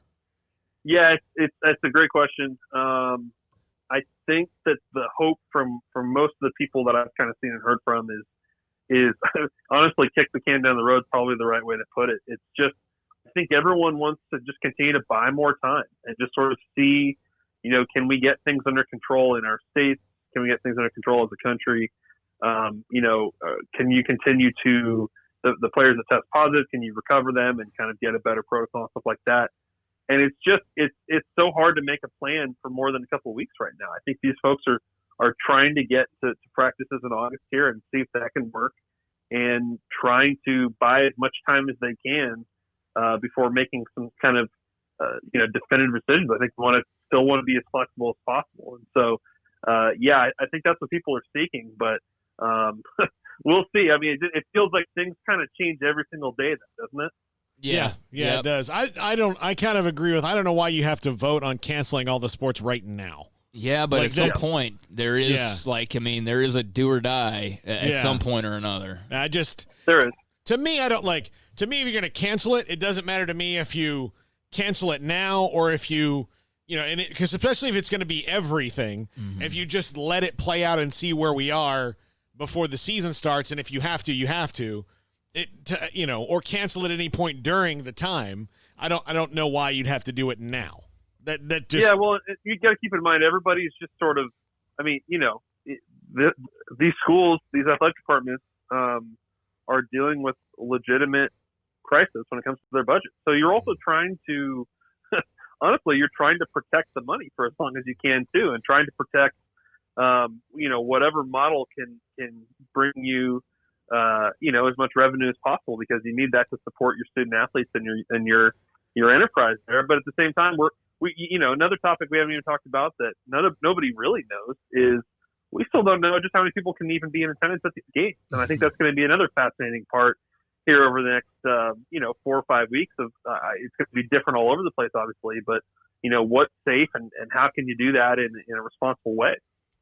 Max Olson of The Athletic joining us here on Sikkim 365 Radio. Max, there are some headlines still going on this week despite the clarity on the actual season itself. West Virginia making the decision to get rid of Vic Koenig there as defensive coordinator. He had got caught up in some of the talk from former players about being mistreated when really there was a lot of those accusations kind of being thrown around a month or so ago. But West Virginia is moving on from him, and that seems like pretty massive news for Neil Brown and company. What are your thoughts? Yeah, it's going to make it – I mean, if there's a season this year, it's going to make it a lot tougher for them. I think it's interesting that, like in the case of Utah with Morgan Scalley, their DC – they went through an investigation. They released the findings of that and reinstated him. West Virginia, in reaching the separation agreement with Vic Koenig yesterday, really did not release any details of what they found and looked into and all that. So I think we'd all like to know a little bit more about kind of what was the result of that. But it's not surprising, because I think, honestly, I just think that label. I've talked to Vic Koenig many times. I've been around him. I think he's a little bit more of an old school guy. I don't know that you would find a lot of folks who would say that guy is, has a history of being racist or anything. But I think that it's a hard label to overcome. Just going forward with your players and with your recruits and stuff like that. The allegations, made by their current and former players, I think it's concerning, and they had to do something about it. And it makes sense that there's kind of no going back from that. But I think we'd all like to know a little bit more about just what they found. Yeah, and again, for any of these coaches that have had that, if you don't live your life in a racist fashion, but you say those things because you've the things that are not politically correct. Yeah. I would say that's probably how I'd characterize it. Yeah, but, and just being around him and seeing him in meetings and coaching and stuff, I'd say that's probably a better way to describe it. Yeah, it's going to be hard for there's no proving course where you have to come back and prove to it's hard. So there's not you can't just go and get a badge that says, okay, well, I've gone through the training program. I'm good now. You're right. And it's a tough deal because, that's somebody that also, Vic Koenig, helped Neil Brown be really successful at Troy, and is a really experienced guy, who built some successful defenses, over the years, and especially at Troy. So, somebody that Neil Brown's close with him and his family, and, owes him a lot. And it's really hard for these coaches to make those kinds of decisions. And, whether that's the right or wrong call, again, hard to say depending on, what their interpretation was of everything. But, you're right. It's hard to just say, hey, we're good, we're past that, and forget about it. Max, I didn't get a chance to ask you about this, and we don't always dip into recruiting, but it seemed pretty significant. The Brockermeyer twins committed to Alabama last week. Texas legacies. I know that UT fans wanted those guys badly, but just what are your thoughts on what was a pretty seismic decision made last week by those two? Yeah, really interesting decision. I wasn't shocked by it. I've written about them earlier this summer and talking with their dad, Blake Brockermeyer, who awesome guy, former Texas player, and now coaching again at Fort Worth All Saints, getting to work with his kids again. These are two really, really sharp kids who, really were not into the recruiting hype or anything like that. They just want to go somewhere, where they can be really successful and develop and develop into NFL players. And I think it's, that makes sense if you want to go to Alabama. That's kind of the factory, and you can kind of just go be kind of the cog in the machine there and be, get turned into an NFL player. And you don't have, I think it's maybe I'm speculating here a little bit, but I think for some of these in-state guys, these 5-star guys, there is kind of a burden over the past few years that comes with going to Texas, where it's kind of up to you to help turn things around and, and get Texas back to being a contender. And I think you saw that with Malik Jefferson and a lot of those big time guys that have gone through Texas, that there's a lot of expectation and pressure. And I'm not saying that, and so in some ways, maybe that's not for everybody, that some guys, especially when you look at, I think the big thing, the big disparity is just, Nick Saban's produced 7 first-round picks on the offensive line in his tenure there, and Texas has only had 1 draft pick period since 2008 on the offensive line. That was Connor Williams. So I think that kind of stuff, you just look at it as kind of a business decision, and it makes a lot of sense for the Brockermeyer twins, and certainly it's a huge loss for Texas. Yeah, and I don't think it's been fair to Connor Williams, but he's still a young player, but there's not they finally get a guy drafted and he goes to the Cowboys, where when he has a bad game, he gets more attention than any left guard anywhere on planet Earth could possibly get. Yeah, and Texas has had some guys that went undrafted and have made it in the league as offensive linemen. They haven't completely failed at producing NFL offensive linemen, but I just think when you're going up against Alabama and that juggernaut, that's going to be a tough head-to-head, because it's not just the constant success they've had, but guys like the Brockermeyers, they looked at it and they were really impressed by Alabama's new strength coaches and by the facilities they have in that department. Like, these guys are not looking for fame. They're just looking to get better. And so it made sense that in getting to look into a bunch, they were looking at LSU and Clemson and all the best programs in the country, and certainly can't fault them for feeling like Alabama sets them up to be really successful. Hey, man, good stuff as always. You can find Max on Twitter at Max_Olson. And, of course, check out theathletic.com as well, which is, I would think, Max, traffic picking up a bit now that we got some sports coming back. Hey, yeah, the baseball and NBA and soccer, that's it's definitely a good time to sign up. We got you covered on that for sure. Hey, man, have a great week. We appreciate it as always. Hey, thanks, guys. Appreciate you. There is Max Olson once again, The Athletic. You can check him out, Max_Olson on Twitter. Always got a lot of good college football news and notes on there. And then, of course, theathletic.com, which I was sitting there like, do I renew my subscription? Because if there's no sports, there's not really anything to read about. And there's only so many off-season stories one can go through. And they've had to get really creative. They've had like the food brackets and the every kind of bracket, I think, under the sun to try and fill this time over the last few months. But, at least you're able to now have some baseball to write about, some NBA, some soccer, some UFC, golf, obviously, as well, and hockey pretty soon, too. So pretty much everything except for college sports. Yeah, we have enough of their columnists on that it just behooves me to be able to read their stuff before we get them on. Right, yeah. So it's always worth it to me in that. Yeah, so. I did get a note, or I read a note. We were talking about Bell County and McLennan County and the different decisions that they've made over the last 24 hours. Smokey sent us an image, Paul, and it's not showing up for me, so I don't know what that says. But I do know that apparently the positivity rate in McLennan County is slightly higher than it is in Bell County. I want to say that whoever's information this was I was reading had McLennan at like a 12-something percentage positivity rate, whereas Bell County, I think, was like in the 8 or 9% range. So there is a little bit of a difference there. Bell County definitely got hit harder earlier on. They've had more deaths, I believe, as well. And I'm not sure what the total number of cases is now, but I guess that one story, if they're looking at the positivity rate, one story they're looking at total number of cases, one story they're looking at number of deaths, one story, like, it depends on what you want to look at. But I guess the positivity rate is what you're looking at, then that's why Bell County's decision makes a little bit more sense than McLennan County's. But I'm sure there will be a lot of McLennan high school football coaches, if they haven't already, that will give their 2 cents on what they make of the decision by their neighbors. Yeah. I can't. I'm trying to open it on my phone and my computer as well, and it's. Yeah, he sent us something from Bell County. Smokey did, and it's a bad file. So I don't know if it's like I've got another thing going on. Let me see if I can. It won't even let me download it. Yeah. So let me see what happens when I switch. We've got a couple of different Wi-Fi networks going in here, so maybe if I switch that, it'll work. Well, the basic gist of it is that Bell County is going to be starting classes later in person, much like most every other school. out there has decided to do, except for their athletics will be allowed to start on time despite the fact that students won't be on campus. And that was a bit of a bugaboo debating point was, well, if students aren't on campus, then you can't have sports.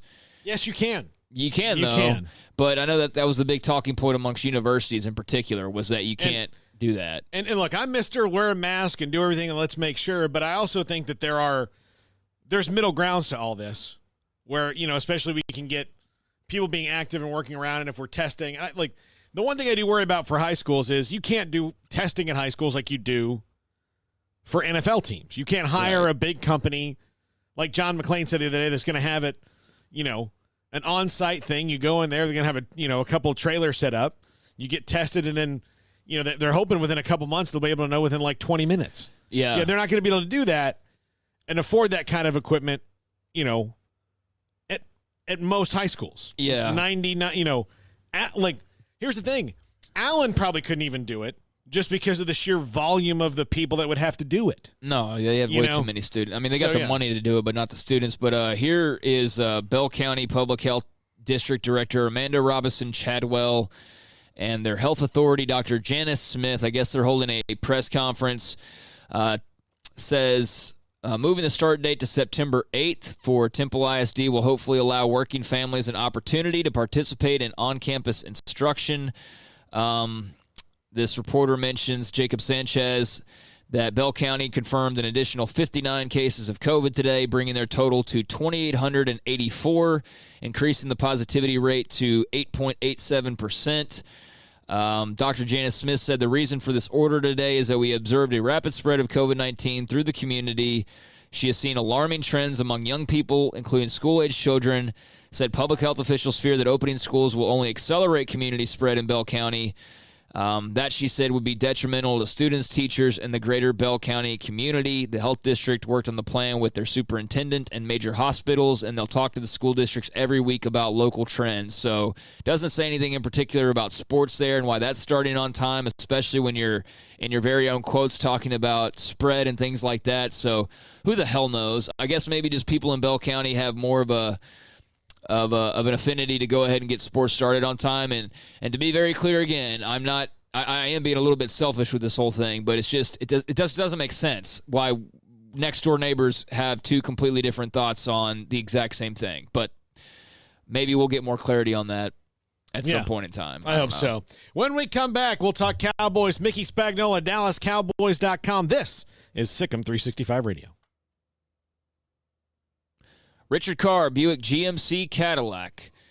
The people that you can count on. I've been talking about Richard Carr for a few years now, and, man, they are just so customer-friendly. So customer-friendly. Even during a time like right now when you got coronavirus going on, people are freaking out over washing their hands and doing all those types of things. Well, they're still trying to sell you a car, but they're also keeping your health and safety in mind as well. The showroom is disinfected daily. Employees are constantly washing their hands, and they've also offered you the opportunity, if you just don't feel safe going into the dealership, well, they can bring the test drive to your home. And right now, a great time to buy a car from Richard Carr, as it's employee pricing for everyone for the remainder of this month. You pay what employees pay all month long. Qualified buyers right now can save over $7,000 on a 2020 GMC Acadia or Yukon.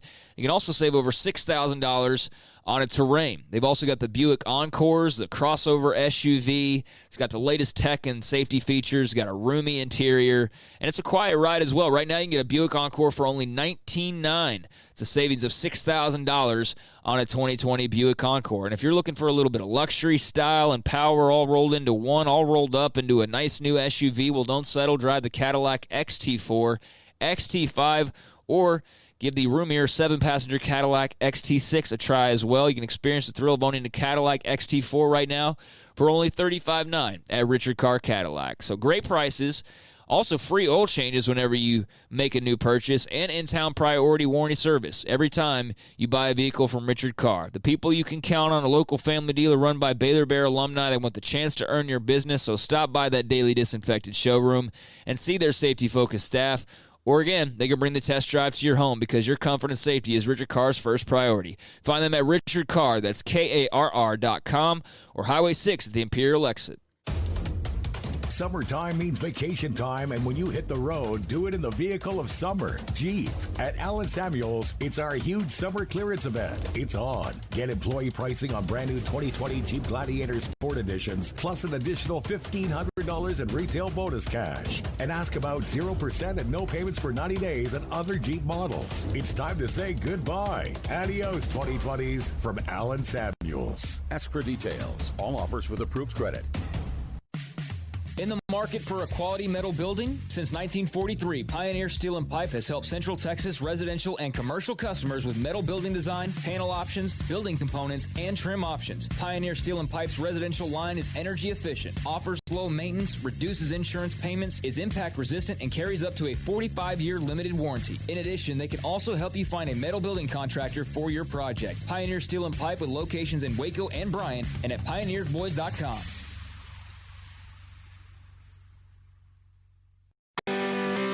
Do you love Friday Night Lights? Would you like to have a bigger role than just watching the action to ensure the games are played fairly and safely? The Waco football chapter of the Texas Association of Sports Officials, or TASO, can make that happen. The 2020 Texas high school football season is right around the corner, and we need you to be a part of it. There's a shortage of officials across the state in all sports, and you can help. If you love the game and want to be a part of the solution, you can help our local student athletes continue to participate in games they love. Never officiated before? Don't worry. Waco Football Chapter can help and prepare you to make the right call. And right now, Introduction to Football Officiating class is accepting registrations. Make your first grade call today by looking us up and contacting us on Facebook at Waco Football Chapter or at our website, wacofootballchapter.com. Find out more about the Waco Football Chapter of the Texas Association of Sports Officials, or TASO. Go to wacofootballchapter.com.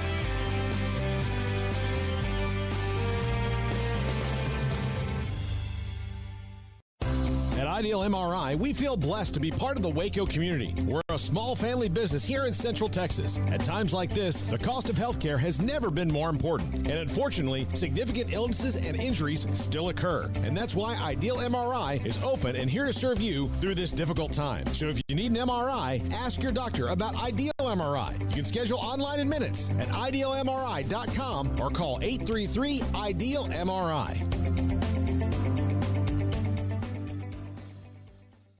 At Baylor University, students can shine in their own way. Or should we say their own ways? Because there's no limit to the ways Baylor students make the world a brighter place. Whether they're leading a student organization or following a higher calling, getting advice from faculty, or taking part in world-class research, pursuing their dreams, or working toward their dream job, students find their place to shine at Baylor, where lights shine bright. Welcome back to Sikkim 365 Radio. It's time for our weekly segment with Mickey Spagnola of DallasCowboys.com. Prescott gets it complete as Cooper takes it all the way. Welcome back into Sikkim 365 Radio. Paul Catalina and Craig Smoke. Smokey is going to Florida for a couple days for a family wedding. Craig just said, I'll take some photos. That's all I need from that deal. I'm going to stay here. And we're joined now by our good friend Mickey Spagnola, DallasCowboys.com. Mickey, CeeDee Lamb's under contract, rookie signing contracts. How good does it feel to see things actually moving along right now? Yeah, it's a good indication that there very well could be a start to training camp, assuming enough players across the league pass their initial two COVID tests that they have to go through. But it seems like we're getting closer and closer to the start of training camp, although I don't know if these guys have seen this, but there seems to be one last hurdle for the NFL and NFLPA to get over, and that's the financial part of the season, how players would get paid if the season was shortened, and that type of stuff. And, I always felt like you guys, when I saw all those tweets on Sunday that the players had worried about their safety, I was like, you know what? 2 days before that, the NFL and the NFLPA sent out a 31-page PDF on all the protocols that needed to be followed. I was like, what are they talking about? And then I thought, it was a veiled way of saying we're concerned about the money. Yeah. It's always about the money, right? Always about the money. Absolutely, right?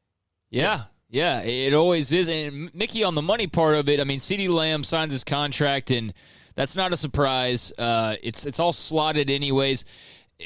Do you recall maybe more dramatics when it came to reporting, draft contracts and things like that versus the way that it is now, where it's just very vanilla and kind of ho-hum that these guys are slotted and you know what they're going to be making? Yeah, I mean, before that, so when they came up with the new CBA in 2011, they basically slotted these rookies and had rookie pay. So there was no more, outlandish negotiations going on, guys holding out. It was basically, okay, this is what you're going to get. This is the deal, and go at it. But yeah, there were all those times. I mean, I can take you back to Emmitt Smith missing all of training camp in 1990. He was their first round pick. Second round pick, Alexander Wright, was also missed all of training camp. I think Alexander, who was the first pick in the second round, and this is kind of a funny story. So that year there was only 28 teams in the league, but somebody didn't have a first round pick. So there was only 27 picks in the first round. Alexander Wright, the wide receiver from Auburn, was the 28th pick, and his agents were arguing with Jerry that, well, he was the first round pick. He was the 28th pick, and they're going, sorry, the official sheet says he's a second round pick, and he gets second round pick. So he didn't sign till we got back from training camp, and Emmitt didn't sign until like the Tuesday before the season opener. As a matter of fact, he walked out when they had their annual kickoff luncheon, and he came out behind the curtain, and they announced that he had just signed. But he missed everything. So, yeah, there's back in the days where guys with first-round picks were hard to sign. As a matter of fact, yeah, if you guys remember, if you had the first-round pick, you had the first pick in the first round. You had the right to negotiate with the guy before the draft. You could get him signed before you even took him. And, that was one of the reasons in 91 the Cowboys ended up selecting Russell Maryland with the first pick in the draft. He probably wasn't his quality probably didn't deserve to be the first pick in the draft. But after the Cowboys went through that the year before with Emmitt, they basically said, hey, look, if you'll sign this contract, we'll make you the first pick in the draft. And Russell said, heck yeah. and so that's how he ended up the first pick in the draft. Where would you grade, like, this is kind of a tangent, but you brought his name up. Where would you grade Russell Maryland for that? I mean, he wasn't, like you say, he wasn't talent-wise, but he was still a good player while he was there. Yeah, oh, absolutely. And, he ended up being a Pro Bowl player and ended up signing a nice free agency contract with the Raiders. Now, was he an all-pro? Was he, Ring of Honor worthy? No, he wasn't that type of player. But you know what? Sometimes you just need some workman-type players with good attitude, good character on your team. And that certainly was Russell Maryland. He was the best. And the best in the locker room. And so, he started for several years before he signed that free agent contract. So, like I said, with the advent of the salary coming up a couple years later, while they didn't overpay for the first pick in the draft, what they paid them, was probably what the 10th or 12th pick in the draft would have made. Mickey, this is not so much a football question, but, Forbes comes out with all their various lists, and they came out with the one a while back on, how much NFL teams were making. And I think I took note of it because Bob Sturm pointed out the part of the revenue. And the Cowboys make more off AT&T Stadium than every other NFL team makes in its entirety.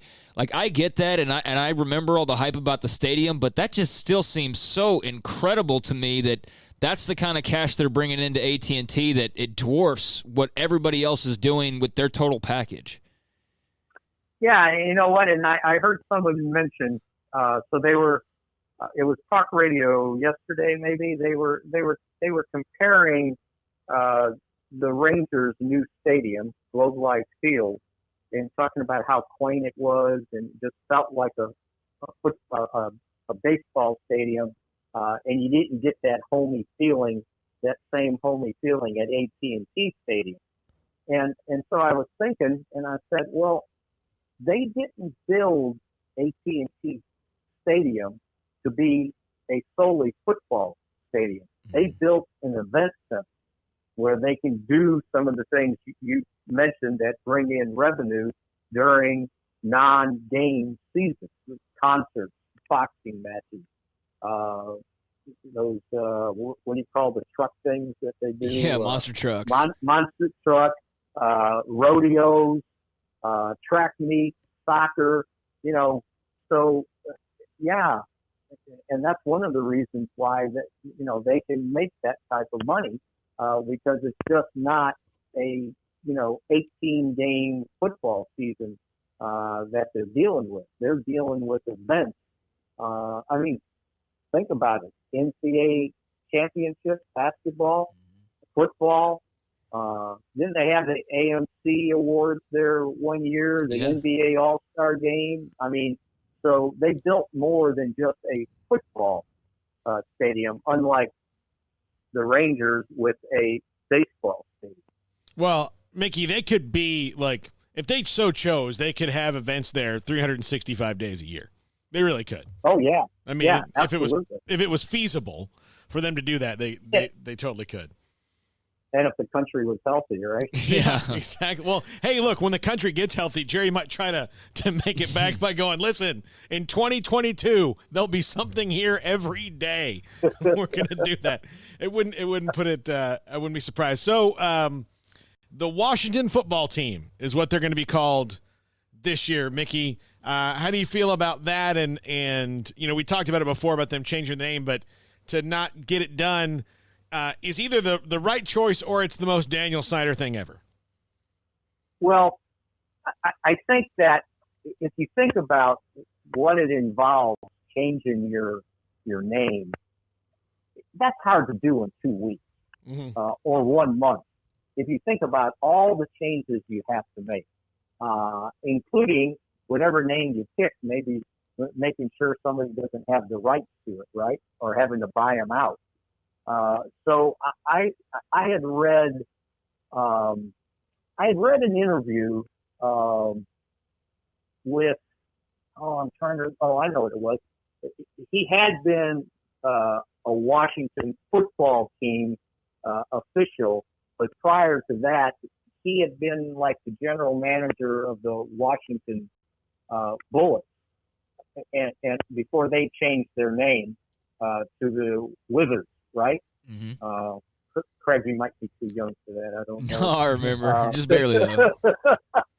And anyway, he was talking about all the things that you had to take care of when you changed your name. All the way to the point of people's cars, stationery, all the different signage that you take for granted that you didn't realize. Just so many different things. And he pointed out that he thought it was going to be very hard for Washington to be able to come up with a name by the time the season started. And so I think they took an out here to do it safely and also not get rushed into something that you regret. Just think about it. When they became the Redskins, that was like 1933, I think it was.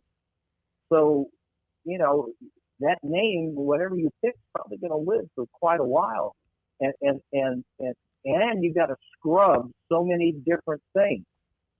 Back in I was joking with my co-authors back in '97. Myself and three of the guys that covered Washington for several years, we wrote a book on the Cowboys-Redskins rivalry. and we kind of recounted the 20 greatest games, and we called it America's rivalry. Well, I remember, and how politically incorrect was this? Kind of the lead into the book was, welcome to Cowboys Redskins, or Cowboys and Indians, you know, and I was joking with those guys a week or so ago. I said, do we have to scrub the title of our book? Yeah. So yeah, there's just so many things to change. So you know, it kind of makes sense. I don't know about Washington football team. You know, could it have been Washington FC football club, sort of like the soccer team too? But yeah, that one kind of took me by surprise. But I thoroughly understand why they did it that way. Well, I mean, and the other thing to factor in is he's also had to fire a bunch of people here in the last week or so because of the other thing going on with the Redskins and their sexual harassment scandal they had going on.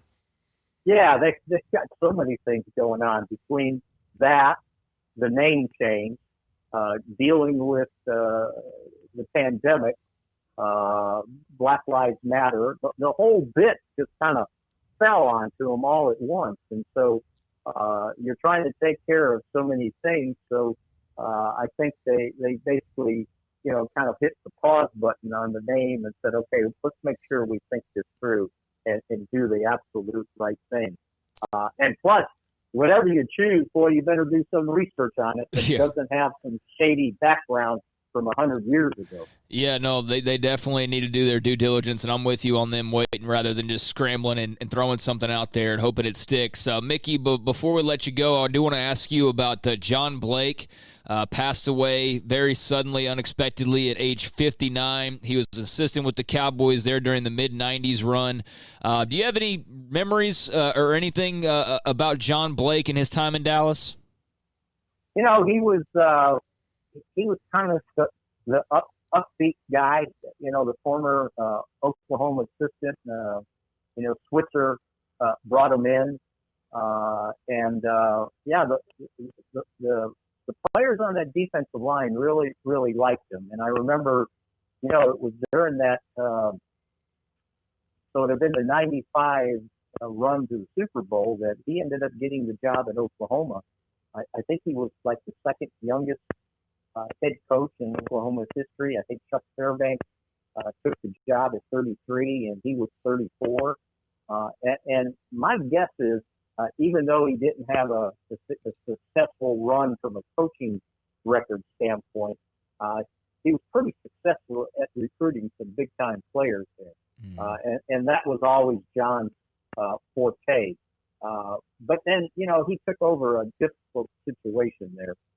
They were struggling, and it took a while for them to turn that around. But, yeah, from a recruiting standpoint, I think that probably was John's niche in college football.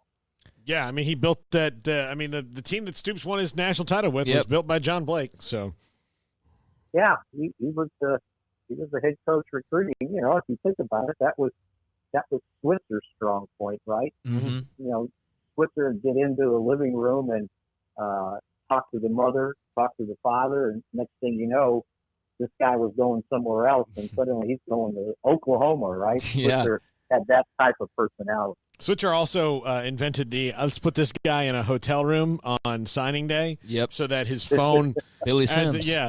like the phone will ring at the house and nobody know where he is, so nobody can talk him out Look, of it. that was an old trick. Matter of fact, I was doing a deal the other day. We were taping a podcast with Everson Walls and Hollywood Henderson, and they were. I think it was Everson telling the story about how whatever school it was, I don't know if it was Grambling or one of the schools they played against, that whoever the athlete was, they made sure the guy that was recruited and slept at the house that night to make sure somebody else didn't come in and swoop him up. And, you know, think about this. During the, you know, the heyday of the 70s, early 80s of the NFL draft, when it got to free agency, you know, they used to send out scouts to the city where they wanted to sign a free agent, thought the guy would get through, And once the draft was over, the guy was on the front stoop with a contract ready to sign a guy, or they would take the guy out to dinner and keep him out late and not let him go home until 1 or 2 in the morning, and then sit there and kind of babysit the guy to sign him as soon as the draft was over, as soon as they knew the guy wasn't going to get drafted. So those coaches and scouts probably learned that stuff being in college back in the day. Yeah, we wonder why he has so many rules now because of things like that. Hey, Mickey, appreciate the time as always, and I guess next week we'll have some training camp stuff to talk about, I suppose, if everything goes as planned, right? So do appreciate your time as always. Yeah, the veterans come in on Tuesday, right? Mm-hmm. And they got to go through the same 2-test 5-day protocol that the rookies did. So we still might be sitting there going, all right, we're still waiting for the strength and conditioning program to begin. If they got if it's a 5-day process starting on the 28th. Gotcha. So we'll be waiting for them to take their second test, make sure those guys are negative before they actually let them into the building. Yeah, you gotta have it all in place and ready to go. But, hey, the ball's rolling a little bit, so that's good news. Mickey Spagnola, DallasCowboys.com, joins us each Thursday. Mick, thanks so much, man. Sure, you guys stay safe. See ya. Appreciate you. Next Thursday, we're going to pretend we're in Oxnard. Yeah, I'd love to be in Oxnard. What I'm going to do is it's going to cost me a lot of money here in the house, but I'll just turn the air conditioning way, way down. Yeah. I mean, right now we're probably at the right Oxnard temperature. It's about like 70 something in here. It's like between, depending on where you are in my house, between like 72 and 74 degrees. So, No, it feels good. It does not feel California good with that cool ocean breeze coming off of it, but we're enjoying this inferno that we've chosen to live in the meantime. But yeah, Oxnard would be definitely a nice departure. Paul, do you want to come back with a little clarification on this Bell County stuff? Yeah. Smokey's email finally went through his little graphic, and I think I'd already seen it, quite frankly. But there is a little clarity on what exactly is going to be going on with Bell County, and they're ruling today by the health authority on what public and private schools can do. So we'll come back and wrap up the 4 o'clock hour with that information. Correct Smoke, Paul Catalina, David Smoke out. We'll be back on Monday. Sikkim 365 Radio. Boozers is the wedding ring store and more. If you're ready to get engaged or already married and want to upgrade your wife's ring for a special anniversary, Boozers is the place to go. With the largest selection of premier quality diamond engagement rings and wedding rings in Central Texas. They have 7 cases with over 300 styles of rings from top designers like Natalie Kay. Choose from yellow, white, or rose gold, plus beautiful top quality loose diamonds. With an in-house jeweler, they can also custom make anything you want. Bring in a picture or drawing and let Boozers create your one-of-a-kind pendant or ring. They can even use some of your old gold and diamond jewelry to create something new. At Boozers, you'll find a great selection of quality timepieces, and Boozers is the place for expert watch maintenance and repairs too. They specialize in expert Rolex watch repair for fine jewelry, watches, custom work, and more. Go to Boozers on Valley Mills and Lake Air Drive in Waco. Boozers, the wedding ring store and more. Texas board-certified personal injury trial lawyer and Baylor alum David Willis and Baylor alum Parker Willis are ready to help if you or a loved one has been wrongfully injured in an auto accident, SUV rollover, industrial accident, 18-wheeler crash, or were seriously injured by a defective product or recall drug. Call them for a confidential and free case consultation at 1-800-GOT-HURT or visit them at texastriallawyer.com. Principal office located in Houston, Texas. What are you supposed to do when you pull up behind a truck that doesn't even have a hitch? I mean, it's like looking at plumber's crack. Do you cover your kids' eyes, look away, and switch radio stations? Hi, Jay here from Pickup Outfitters, asking for your help to end this embarrassing form of truck nudity. If you have a truck, at some point you need to pull something. It could be a trailer to haul stuff off to the dump, maybe a jet ski, a boat, an RV, a horse trailer, even just a bike rack. The point is, put a hitch on your truck's backside. And at Pickup Outfitters, we actually install more hitches than anything else. Whether it's a receiver hitch, a gooseneck, or a fifth wheel, we'll cover your aspirations to not drive a nude truck. And all hitches are covered by the Pickup Outfitters Lifetime Installation Guarantee. So cover your rear end with a new hitch from Pickup Outfitters on Lake Erie Drive in Waco, where we're fighting to end truck nudity in Central Texas. Check them out on our website at createacommotion.com/hitches. Waco's newest gym, Halo Athletic Center, 5725 Bagby Avenue, right behind Region 12 and across the highway from the Central Texas Marketplace, where motivation, inspiration, and hard work are the driving force. State-of-the-art equipment, indoor and outdoor track, locker rooms, showers, yoga and bar classes by Duality Yoga, bod pod potty composition analysis, and registered dietitians, all under one roof, where we rise above. Come join the Halo Athletic Center and be a part of the change, your change. One size fits all. That may be all right for an adjustable belt or cheap sunglasses, but when it comes to your financial needs, no one wants a one-size-fits-all strategy. Ben Erlinson, your Edward Jones financial advisor, knows that his most important goals are yours. That's why he takes the time to understand your needs, knowing you. That's how Edward Jones makes sense of investing. Ben Erlinson, 100 North 6th Street in Waco, 254-759-8533. Edward Jones, member SIPC. This is Sikkim 365 Radio. The Sikkim 365 Radio app is sponsored by Alan Samuels Dodge Chrysler Jeep Ram Fiat in Waco. Your friend in the car business at Loop 340 and east of 84. Come by. Let's be friends. Welcome back in to Sikkim 365 Radio. Paul Catalina, Craig Smoke. Smoke will be back on Monday. And just a short trip. He's turning that around pretty quick. Thursday, Friday, coming back Saturday evening down to Florida for a family wedding. Craig, I think you're smart to stay here. Yeah, man. I just I had a lot of people trying to convince me otherwise, but I don't know. I just did not want to go to an airport right now. I don't like.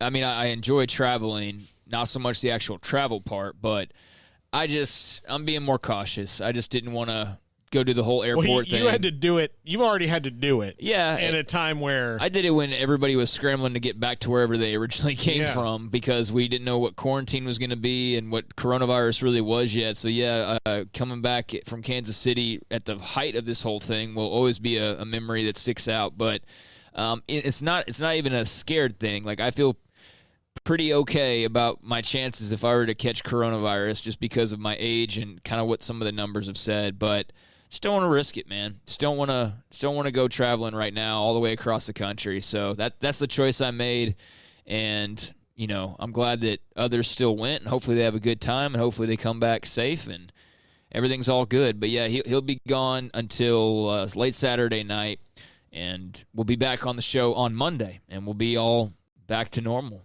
come Monday. Yeah. All right. So we do have some clarification on this Bell County Public Health District plan. Yeah. And in the next segment, we'll have Salado coach Alan Hare, who will shed some even more light on it for us. Yeah.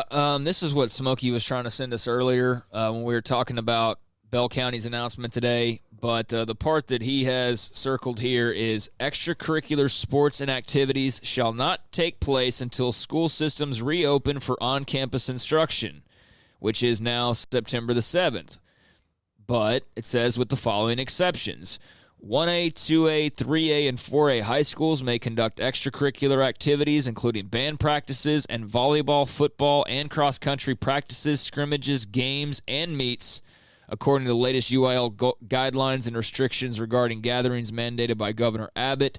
And students already participating in UIL strength and conditioning programs can continue to participate as long as the schools follow UIL guidelines. So, basically, free for all for sports, all sports, scrimmages, games, meets, everything on the table, 1A through 4A, as long as it sticks within the guidelines given or mandated by the governor. So that's great news for Bell County, and McLennan County coaches, I guess, are just shaking their heads. Yeah, and if I were the coach, I mean, I know that they met with Ben Perry, and we talked to Ben yesterday, and And Ben's great. Ben's great. Yeah, I thought he explained himself really well. He was fantastic. But the thing is, the person they really need to hear from so that they kind of understand it is the person who made the decision. Right. So that they know that, and this is not a written in stone goal line here. This can always move. And my expectation for everything is that it moves and changes. I don't know what to expect anymore. What I expect is stops and starts. Mm-hmm. Stops and starts. And I expect that in pro sports. Yeah, I don't know. I expect it all over the place. There's probably some stops and starts. Right. Very possible. It's just as easy to say that as say there won't be any. No one really knows. I would imagine there probably will be some interruptions and things like that. But I'd rather be interrupted than not ever get started at all. So, we'll see how this works out. It'll be interesting to see how much of a leash they have on some of these schools that will be allowed to start doing practices and all of those things and playing games. I just still, though, if Belton goes off and plays 4 games, and, at what point do you say, oh, well, you got 2 kids tested positive on the team, or if nobody tests positive, it's cool, they can continue playing, but then again, you just got a team like a Robinson or a Connolly that's just sitting there and they can't play. Why? Dude's 10 miles down the road or 20 miles, 30 miles down the road are playing. What's the difference? And so that's just what's bizarre to me. So I'll rely on the local health officials, but it's just sort of strange. Yep. And in our next segment, Alan Hare, Salado High. He'll shed some more light on it for us. This is Sikkim 365 Radio. Southwest Sports Medicine and Orthopedics, the team physician of Baylor Athletics. Our doctors specialize in the diagnosis and treatment of any and all sports-related injuries. Celebrating over a decade of service in Central Texas, our doctors are equipped to handle a wide range of issues, whether it's your foot or ankle, orthopedic spine care, your hand or wrist, knee and shoulder pain, or if you're in need of our arthritis or total joint clinic. Come see us at the new Baylor Scott and White Ted and Sue Getterman Sports and Orthopedic Center. Trusted doctors at Baylor Trust, Southwest Sports Medicine and Orthopedics. Our goal is to get you back in the game. Riverbend Liquor and Wine has their easy-to-access drive-thru open and convenient and clean in-store location on the corner of Lakeshore Drive and North 19th Street in Waco. Riverbend Liquor has the best and most extensive variety of craft beer selections in Waco and Balcones whiskey, including single malt, pot still, baby blue, French oak, rye, and brimstone. Riverbend Liquor and Wine, family-owned and operated, and a hidden gem in Waco on Lakeshore Drive and 19th Street. And find out more on Facebook and Instagram.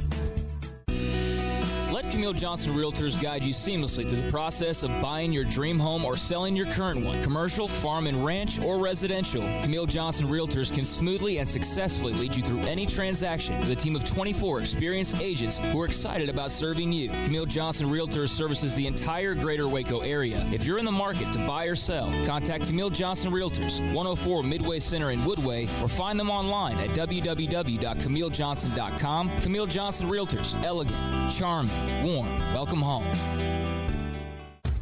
Dr. Kent Petty wants you to be the highest performance man you want to be. Are you sluggish, lack energy? Do you suffer from low sex drive? Petty Clinic Low T offers discounted comprehensive lab work to check on your various levels that can make a difference. It's not only time for you to be the man you want to be with higher energy and stamina and improved sex drive, but also the healthiest and high performance man. Screening for cardiac heart disease risk, EKG, cholesterol panel, blood pressure monitoring, testosterone or growth hormone deficiency, male infertility, hepatitis C, and prostate cancer screening. Petty Clinic Low T offers replacement therapy for testosterone or growth hormones, weight management therapy, and nutritional advice. It's not only time for you to be the man you want to be with higher energy, stamina, and improved sex drive, but the healthiest and highest performance man. PettyClinicLowT.com, PettyClinicLowT.com on Old Hewitt Road, just off Highway 84 in Woodway.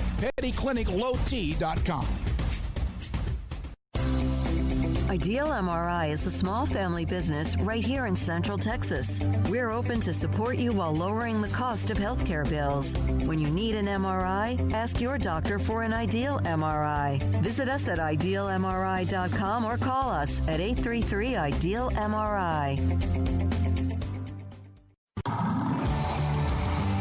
It's the heat of the summer, but the real heat is what you're cooking on the grill, smoker, or in the oven. So Waco Custom Marketplace can be your go-to playmaker for summertime grilling. You can't go eat anywhere else? Be your own chef with custom ordered and cut ribeyes, sirloins, fillets, New York strips with a focus on high-quality beef at a competitive price. Waco Custom Marketplace also has fresh deli cuts with sliced turkey, ham, pepperoni, or corned beef. Waco Custom Marketplace also your home for the freshest seafood in town. Salmon, shrimp, mahi-mahi, great priced chicken products, whole birds, tenders, chicken breast, and wings. Waco Custom Marketplace with smoked items unique to Waco, house-made bacon, summer sausage, boudin, hot links, and German sausage. Every seasoning for every occasion, grilling, baking, or frying. Your hometown grocery store with canned goods, pasta, fresh baked bread, buns, chips, sauce, condiments to pickles, charcoal and lighter fluid, cold beer and wine, best kolaches in Waco, mouth-watering cinnamon rolls, and here for the community every single day, helping you avoid the long lines in crowded stores, serving quality products to the Waco community. Go online for the weekly value boxes. Family owned and operated Waco Custom Marketplace, 425 Lakeyard Drive in Waco, or WacoCustomMarketplace.com. This is Sikkim 365 Radio. The 5 o'clock hour is sponsored by Edward Jones Investments with financial advisor Brad Wilson. Investing his time and experience back to you and your money during today's changing times. Edward Jones, making sense of investing. Here's Paul Catalina and Craig Smoke. Welcome back into Sikkim 365 Radio. If you're just joining us, so far today, we've had former Baylor tight end Jordan Feuerbacher. We've had Miggy Spagnola, DallasCowboys.com, and Max Olson of The Athletic. All those interviews are up online on Sikkim365.com, on the podcast links, on Twitter, everywhere that you could possibly have them. And we are joined now by Salado head football coach Alan Hare. And, Coach, you guys got some great news today in that, obviously school can't start until after September 7th, but you can still you've got an exception in the county order that says you guys can continue on. Was there more of a dialogue between athletics and educators and the county than it appears that there was here in McLennan, or how did this kind of play out for you guys that it didn't play out in McLennan County, which made a very snap decision a couple days ago? Of course, I know yesterday the superintendents and administrators in our district and surrounding districts spent most of the morning and afternoon on conference calls and Zooms with the county commissioners and the Bell County Health Department, and no decision was made yesterday. And so they let the county go back and devise a program of some guidelines and things they would like to do as far as school opening. And I think they sent it back out to the superintendents this morning for review. And once the superintendents reviewed it, they sent it back. And then by 3 o'clock this afternoon, it came out. You got to be proud of the collaboration between the county officials, the health department, the school officials, the superintendents, athletic directors, people that have an interest in what's going to take place for those kiddos. And so I think there was a lot more communication, and I think they made a prudent decision with individuals that's been working since June 8th for 6 weeks now. Next week will be 7 weeks. We took 1 week off, which was the July 4th week, was what UIL kind of wanted us to do as far as protocol. But you can't work 7 weeks and then take off 42 days until September 7th or 8th. And that was our battle cry going in, was why work 7 weeks?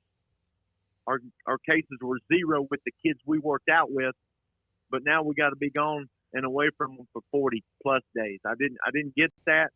I was lucky enough to get a phone number of one of the county commissioners and made a phone call to him yesterday evening and just plead that hey, consider, even if school's delayed, let us still strength train at the minimum so that we can be around our kiddos and continue what we started back in June. Coach, just how much of a relief was the news today to have, the clarity on what you're allowed to do and to be able to plan accordingly? Well, you've done 3 or 4 practice calendars and you try to send information to parents, and parents are wondering, Coach, are you going to give us anything? Well, you didn't really want to send anything out because you knew maybe it would change in a day. And so some clarity today, some excitement today, just knowing, that we have a plan now and that we are going to start. And we're still going to follow the COVID guidelines laid out by the UIL. We're still going to try to be as safe as possible. But we do have to get back to real life at some point in time. And so we want to continue what we started, of course, back in June. So, yes, it was a great relief. I know that there's probably, some merit to continuing to social distance for a lot of people. And I'm one who buys into we need to restrict where we go. But particularly when it comes to, 14 to 18-year-old kids, I would say that it's better to have them on campus at least for a few hours a day where they've got a scheduled event as opposed to saying, well, let's see what happens if they do that, and hoping that they've been doing that and the virus is still spreading. So what difference does this make if you guys get them out there and can maybe keep them away from some of those situations where they would be with a bigger group of people doing things that are not, good for spreading the virus? Exactly. I mean, what we have done, in our county, our recoveries are higher than our cases. And that's the first time that's kind of happened within the past week or so. And so as our numbers start to get better, now we're going to be away from them for a longer period of time. I didn't get that. I didn't buy into that. And so, we do think stay with some type of standard. Even if school's delayed and we went remote, we would still have them check into the athletic period. We would have them check into the athletic period, and then they may go work remote at home, but that's within their own bubble. It's around the same kiddos in the athletic period they've been around all summer, so we hope that would be okay. Coach, it's going to be, obviously different for everybody. It's different in two neighboring counties, just what's being allowed right now. But for those schools in McLennan, in some cases like a Connolly, who we're going to cover when they finally roll the balls out there, but they're going to have like 5 games that aren't played on their schedule. And their week 1 game, I think, is La Vega, who will be in the same boat. But, that's only 5-6 weeks before the playoffs start. Just how much of an advantage will it be for those teams that are going to have the more full schedule, and how difficult will it be for those who are kind of getting started at the midway point as far as actual game action goes, you think? Well, I think it's difficult. It's not fair.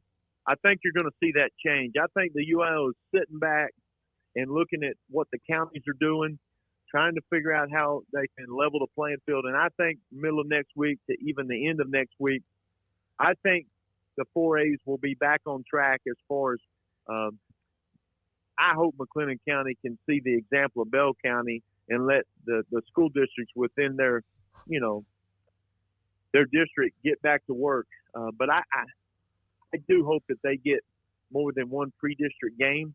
I would hope that they get their whole slate of games. And, what bothers me a little bit is, and I talked to Shane earlier, and I think he's a friend of mine and a great coach and competitor in person. But I said, you could run down there to the city of Waco and get you a recreational Department of Recreation job, and you could label yourself as a recreational, assistant, and you could have your kids come down to the park and work out and be around them, because there's no guidelines for rec leagues throughout the state, 0.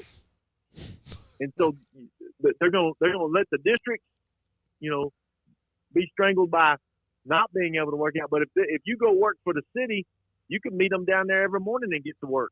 And so that's silly to me. We can go play in tournaments all over the place, whether that's 7-on-7 or whether that's basketball or whether that's baseball, which I'm for. I want kids to go do things. I got it. But I don't see how it's going to push people to consider select more than public participation, if you ask me, if they're going to continue to not let them not only work out but participate in games, which they'll never get back. Those seniors never get those first 5 games back. And it's hard as a coach to stand in front of your kids and explain that. And, of course, adversity makes us stronger, but you sure would like to see them get a chance.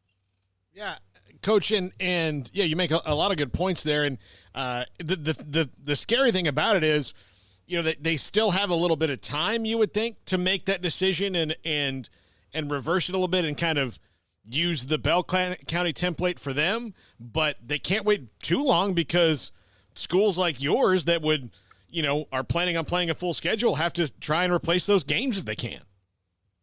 Yeah. Well, and they've already, he's already told some people that he's not playing to look for games. Now if they reverse it, hopefully the teams that he had initially scheduled will stay with him.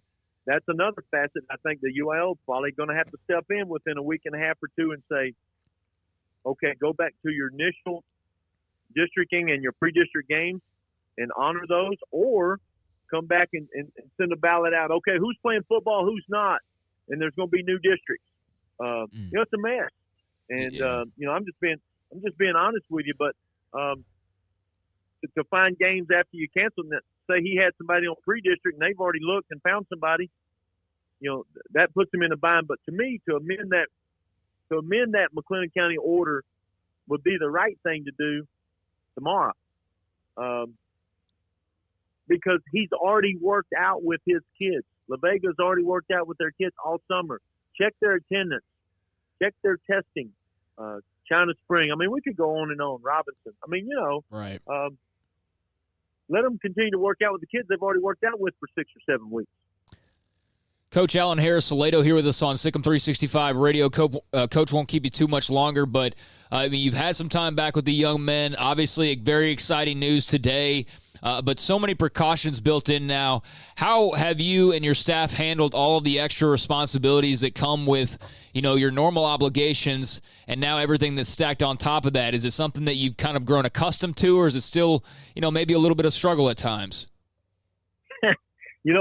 I've got to get some shorts with more pockets. I got keys and whistles and scripts, and you got to stick your mask in there or your gator and your shade. It's almost, you almost need to wear a tool belt to have everything with you. Have your sanitation sprayer with you. You got to have your towel with you, which is fine. I'm good with that. We rotate station, we have to spray them, and then when we rotate whole groups, we have to spray them. Every bar, every handle, every ball, every medicine ball. All those things. We're the only ones that can make sure that facilitate filling up the water bottle where the kids can go get their own water bottle and fill it up. And we got to have a napkin there so they don't touch the nozzle, because we don't want anybody touching it when they're getting what. It's just, I think we've done a good job of trying to, have precautions in place to set yourself up to be successful. But I tell you, from the minute you wake up, you just worry that you're doing everything you can to keep them safe. And again, it's the new normal. A lot of new things to keep track of. But I'm trying to figure out which one of these masks. I think my head's too long or wide or something. Those little bands that wrap around your ears. Yeah. After about 3 hours, it hurts. Like I got big ears. Maybe it rubs my ears raw. So I tried that gator, and I don't know if y'all have ever worn gator for about 4 hours. Yeah. Where you pull up that little sleeve over your face. Mm-hmm. I went to blow my whistle one day and stuck it right in that sleeve, we've ordered automatic whistles. They hadn't come in yet. You got to pull your face mask down to blow your whistle, but we get them automatics. We're going to be whistling all over the place. It's fun. I tell you, with all the things you got to carry around, Coach, I think I sense the return of the fanny pack. We're going to have the fanny packs out there, so everybody's got their stuff in tow. I saw Hulk Hogan wearing one at the airport one time. So it big wrestlers thing. It can't be that bad. Yeah, but Coach, the other thing, and I know this. I have to wear a sleep apnea mask when I sleep. When you have to wear a mask for any amount of time, it's not like I don't brush my teeth before I go to sleep, but you are keenly aware of your breath all of a sudden at all times now with these masks. Like, it's one of those things you're like, oh man, I got to get some gum. Get some certs or something. Yeah. Well, at least when you're sleeping, like today we're outside, we're doing some conditioning, some 100s and 150s and moving around, and your little mask gets wet and it kind of sticks to your top lip, and you got beads of sweat on your top lip, and you're trying to talk, and it rubs you a little bit. And before long, it's almost an obstacle to say anything. Say, Coach, what's wrong with you? You're not saying, well, I don't want to embarrass myself with this mask ripping open because it's dead gum sweating through it. Yeah, it's that new normal, right? It's something we're all getting used to. Well, Coach, obviously good news for the Bell County schools, and we'll see what happens with McLennan, but great that you talked to Shane Anderson. He's obviously very good people, so hopefully the best for those schools as well. But congratulations on the big news for you and all the rest of the Bell County schools, and just stay safe out there and keep doing your thing, Coach. We'll talk to you soon. Sure appreciate you guys. Thank you. Thanks a lot. There's a Salado head coach, Alan Hare, here with us on Sikkim 365 Radio. And, Paul, we were wondering obviously if you're in Bell County, you're jubilant. You got everything's going to go on time. You're going to have your kids around you. And he made a really good point about the long break. Had Bell County gone through with what McLennan's doing of like 40-plus days after you've been working out with these kids, of then not being around them and then bringing them back and then, having to basically, I would think, start from scratch again because you haven't been around them at all. But yeah, it doesn't make a ton of sense. So we will see if maybe he's on to something and the McLennan coaches can get in the ears of officials a little bit and say, like, can you explain why they're doing this and we're not doing the same thing? Yeah, it is. I mean, and look, he makes a good, like that 42 day, like if you're going to work out and then not work out for 42 days and but if McLennan County wants to do something, if there's going to get a change, it's got to happen pretty quick. Yeah, like he said, the scheduling, that would be, already something that's perhaps even changed in the last 24 hours. If somebody's been able to find an opponent to replace Connolly or Robinson or whoever, then, all of a sudden, if you do get the news in the next few days of, hey, we're changing course, we're reversing our decision, okay, that's great. But now I have 3 games that I had in place a week ago that are no longer available to play because you told us a week ago that we couldn't play. So, yeah, that's got to get ironed out, sorted out. And maybe it already has been. Maybe it's already ironed out, and that's just what it's going to be. But I don't know. I kind of do get the feeling with some of the points that Alan Hare was making that I'm sure he passed along to Shane Anderson. If Shane Anderson wasn't thinking them already, certainly maybe there's a chance that can change. But, again, it's got to happen relatively soon. Yeah, it does. It really does. They've got to figure that out. I mean, they just got to. And what they did to the McLennan County schools was, and look, it didn't change anything. Like Midway, Waco High, University, they get out unscathed. I mean, their life doesn't change at all because they already had a plan. And then these other high schools, like, they've now got to adapt. And if they don't, I hope there's some way that they can reverse field here. I just don't get the feeling that that's going to happen. Yeah, I don't either, because I'm not being very optimistic at the moment. Because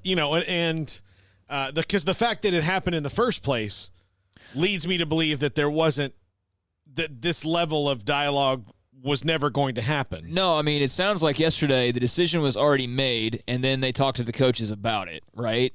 Whereas with Bell County, they talked to the coaches and whoever else needed to be talked to. It wasn't like it was just coaches. But, yeah, in McLennan, they made the decision, and then there was an impromptu meeting about it after the decision was made. And then in Bell County, there was no decision made. They talked about it. They got into some people's ears a little bit. They had some conversations, and then they made a decision. And so one went one way, one went the other way, and they came to 2 different conclusions. Imagine that. Not a surprise at all there. So, there is Alan Hare of Salado. And, Paul, I don't know if you have anything planned coming up. I got a few headlines we can get to if you'd like to. Got a few stories we can touch on. I thought we'd riff for a bit. Yeah, we got about 40 minutes left in today's show, so got a little bit on MLB, a little bit on name change, and we'll return to a couple of stories like the Pac-12 as well, but we can get to that. Yeah, by the way, just since we're still on this for a second, Smokey sent a text to Ben Perry and circled the section that they should have modeled at, and he said he asked Ben Perry, what about this? And he said, that's what we hope to model. We hope to meet early next week. Okay, well, that's good. That's good. Yeah.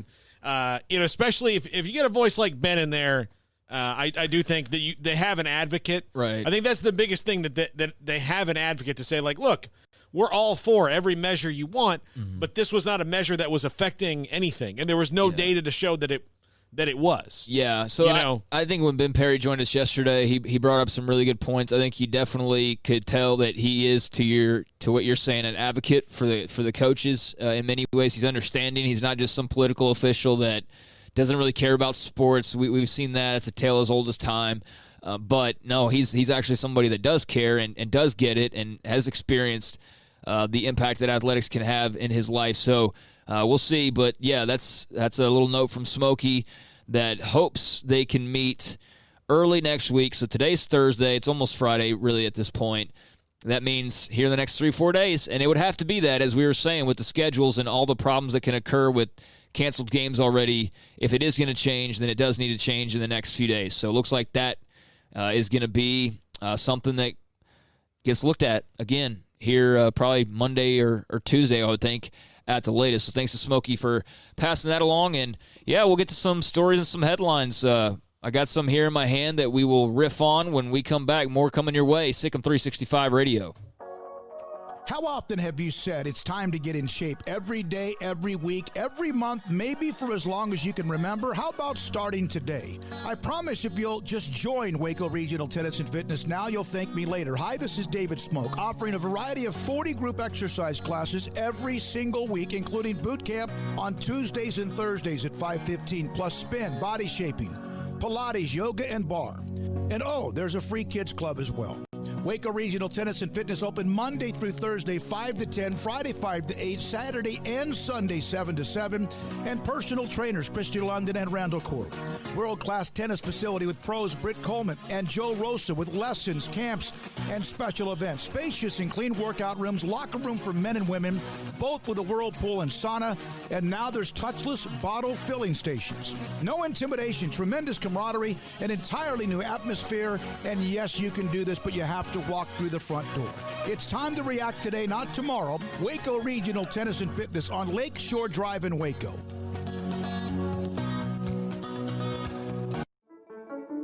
One size fits all. That may be all right for an adjustable belt or cheap sunglasses, but when it comes to your financial needs, no one wants a one-size-fits-all strategy. Cam Heathcott, your Edward Jones financial advisor, knows that his most important goals are yours. That's why he takes the time to understand your needs, knowing you. That's how Edward Jones makes sense of investing. Cam Heathcott, covering Conroe and Houston, 936-756-7717 or cam.heathcott@edwardjones.com. Edward Jones, member SIPC.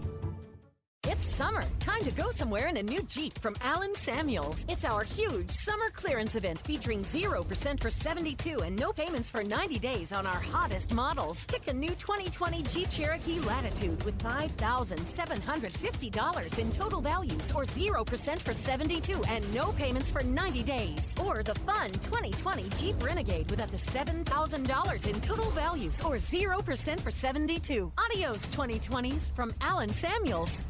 We're fighting hard at Pickup Outfitters in our battle to end truck nudity. But it's not just about putting an outfit on a naked truck, it's about making sure you have the very best customer service. So we offer the Pickup Outfitters Lifetime Installation Guarantee. Over time, sometimes your outfit needs a little tune-up, maybe some tightening, adjusting, whatever. If you outfitted your truck at Pickup Outfitters, that tune-up is absolutely no charge for the remainder of the time you own that truck. We also offer free warranty assistance. If for any reason you need to use your warranty, you just bring it back to us and we take care of it. It just makes sense. I mean, operating without a promise like that would be like offering customer service in the nude. And if you've seen our staff, trust me, you don't want that. So do your part to end truck nudity by outfitting your truck, Jeep, SUV, or van at Pickup Outfitters, 220 Lake Air Drive in Waco, where we promise to serve you fully clothed. Check out our website, createacommotion.com. Do you or your kids get nervous about going to the dentist? Stonewood Dental, Dr. Steve Childress, he can help. I've spent a career taking care of patients who as children had bad experiences, and now they're adults that hate going to the dentist. If I get a kid at 3 years old and they come every 6 months and it's a happy experience, it's normal for them. Now they have an accident at 6 or 7 or 8 at school. Now they have a broken tooth or a trauma, and they have to come here. They're used to lights, they're used to water in their mouth, they're used to experience, they already trust us. It's amazing what we can do with that kid without it being a negative thing. But if I see a 6 or 7 or 8-year-old that's never been to the dentist, and now they have a trauma or an unfortunate unexpected toothache, it's harder to do that for that kid and it not be somewhat of a negative experience. So bottom line is I try to teach kids and adults and teenagers and everybody, the way I'd want my family treated, which is where it's a necessary part of life. You just take care of it. It doesn't have to be that big a deal. Learn more, stonewood-dental.com. This is Sikkim 365 Radio. The Sikkim 365 Radio poll is brought to you by Pickup Outfitters, where everything purchased and installed comes with our famous lifetime installation guarantee and free warranty assistance. 220 Lake Air Drive or createacommotion.com. Welcome back into Sikkim 365 Radio. Paul Catalina, Craig Smoke. All of our stuff is currently up, tweeted out. Deontay Epps helping us remotely. I miss Who seeing is that? Yeah. Who is Deontay? I miss seeing him. Yeah, it's been a while, right? We saw Dylan in person earlier this week, so that was a thing. We did, and that's the first time we'd seen him in a few weeks. But, yeah, all this quarantining and isolating and everything else that we're doing has caused us to – I mean, I think we haven't seen Amelia in – I guess about the same amount of time as Deontay. It's kind of when things were opening back up and then they were closing down again, and so we just made the determination that everybody just be on the safe side. Yeah. And so we'll be glad to have them all back when we get that opportunity. Yeah, absolutely. So, Craig, you had some headlines you want to go just through? some stuff to go over going on in the world of sports. Obviously, tonight is opening night for Major League Baseball. Going to have the Yankees and the Nationals getting underway just after 6 o'clock. And then the Dodgers and the Giants tonight will be just after 9 o'clock. So Nats, Yankees, Giants, Dodgers, and Major League Baseball will officially be back tomorrow. The Rangers will get their season started just after 7 o'clock against the Colorado Rockies, and the Astros will open up tomorrow night just after 8 against the Seattle Mariners. So we'll have the Rangers and the Astros both back tomorrow. And we've seen where, they've been doing the no crowds thing, and we've seen soccer leagues and Korean baseball put like the cutouts of, just random famous people or whoever. And there's been all these different ways to try and make it feel like there's an actual game. Well, Fox's Major League Baseball broadcasts are going to fill empty ballpark seats with virtual fans, according to Fox Sports. So you're going to hear a lot of fake crowd noise in all these broadcasts. That's been kind of a constant during this time. So that's just going to be pretty commonplace. It's going to look like the video game from the 90s. Yeah, I guess so. Starting on Saturday, for all their MLB broadcasts this season, they're inserting fake fans into empty ballpark seats. Apparently they released a video today. I had not seen it, but they released one to announce their virtual fans innovation. It'll be... won't be basic featureless renders. They've got men, women, and kids who will all be wearing their team's colors and dressed in weather-appropriate clothes. So they're getting the details down even. So that means shorts and T-shirts. What else do they have to do? They've got That's true. graphics people that haven't had anything to do for months. Yeah, they've had a little bit of extra time on their hands. The fans will not only be color-coordinated for the team that they're rooting for and be, men, women, and kids, but they will also respond to on-the-field action with booing and cheering at the right times. They will also do the wave. These fake fans that they will have in attendance. The vice president of Fox Sports told the New York Post they want to make fan-free MLB broadcasts seem as normal as possible, but they're not trying to trick anyone into thinking there are real fans in the stands. They just want to make people feel like there is a crowd there. So, I don't know. Did you get a chance to see that video when they announced this? I haven't seen it. I don't know what it's going to look like, but that's interesting. Fake virtual fans in the crowds now. I guess I'll see it tonight. Saturday for Fox. They will. So, it's tonight's ESPN, right? They're open up tonight, meanwhile, Redskins, we know that they have changed their name, and I'm going to have to stop saying Redskins at some point, but it's just, 30-plus year habit. But they are now the Washington football team for the foreseeable future until they find the new name and new whatever else that they're going to go with that. But one team that's kind of gotten out of the spotlight a little bit is the Cleveland Indians. They have not really made too many comments in the last couple weeks, really, that I've seen on their name change, but they are saying now that they are going to meet with Native American groups while they consider the change. They'd announced earlier this month that they were committed to making a positive impact in the community and that they had been internally discussing changing their name hours after Washington had said that it was going to do a thorough review. The Redskins franchise had said that it was going to do a thorough review. So the potential name change is part of the organization's focus on social justice and racial equality. Platforms the players feel strongly about, And so their management basically talked to the players, said they're engaged in the community and talking to the appropriate stakeholders. In the coming weeks, they will engage Native American leaders to better understand their perspectives, meet with local leaders, and continue to listen to the perceptions of their players, fans, partners, and employees. I'm actually all for them changing their name to the Cleveland Spiders, which is their original Spiders, name. yeah. Which is their original name, yeah. Or going with one of the – I would love to see one of the Negro League names adopted. I really would. I like, that's just me. Craig, I wish that you would have had more time in Kansas City. One of the coolest things in Kansas City is the Negro League Baseball Museum, which I've been to a couple times.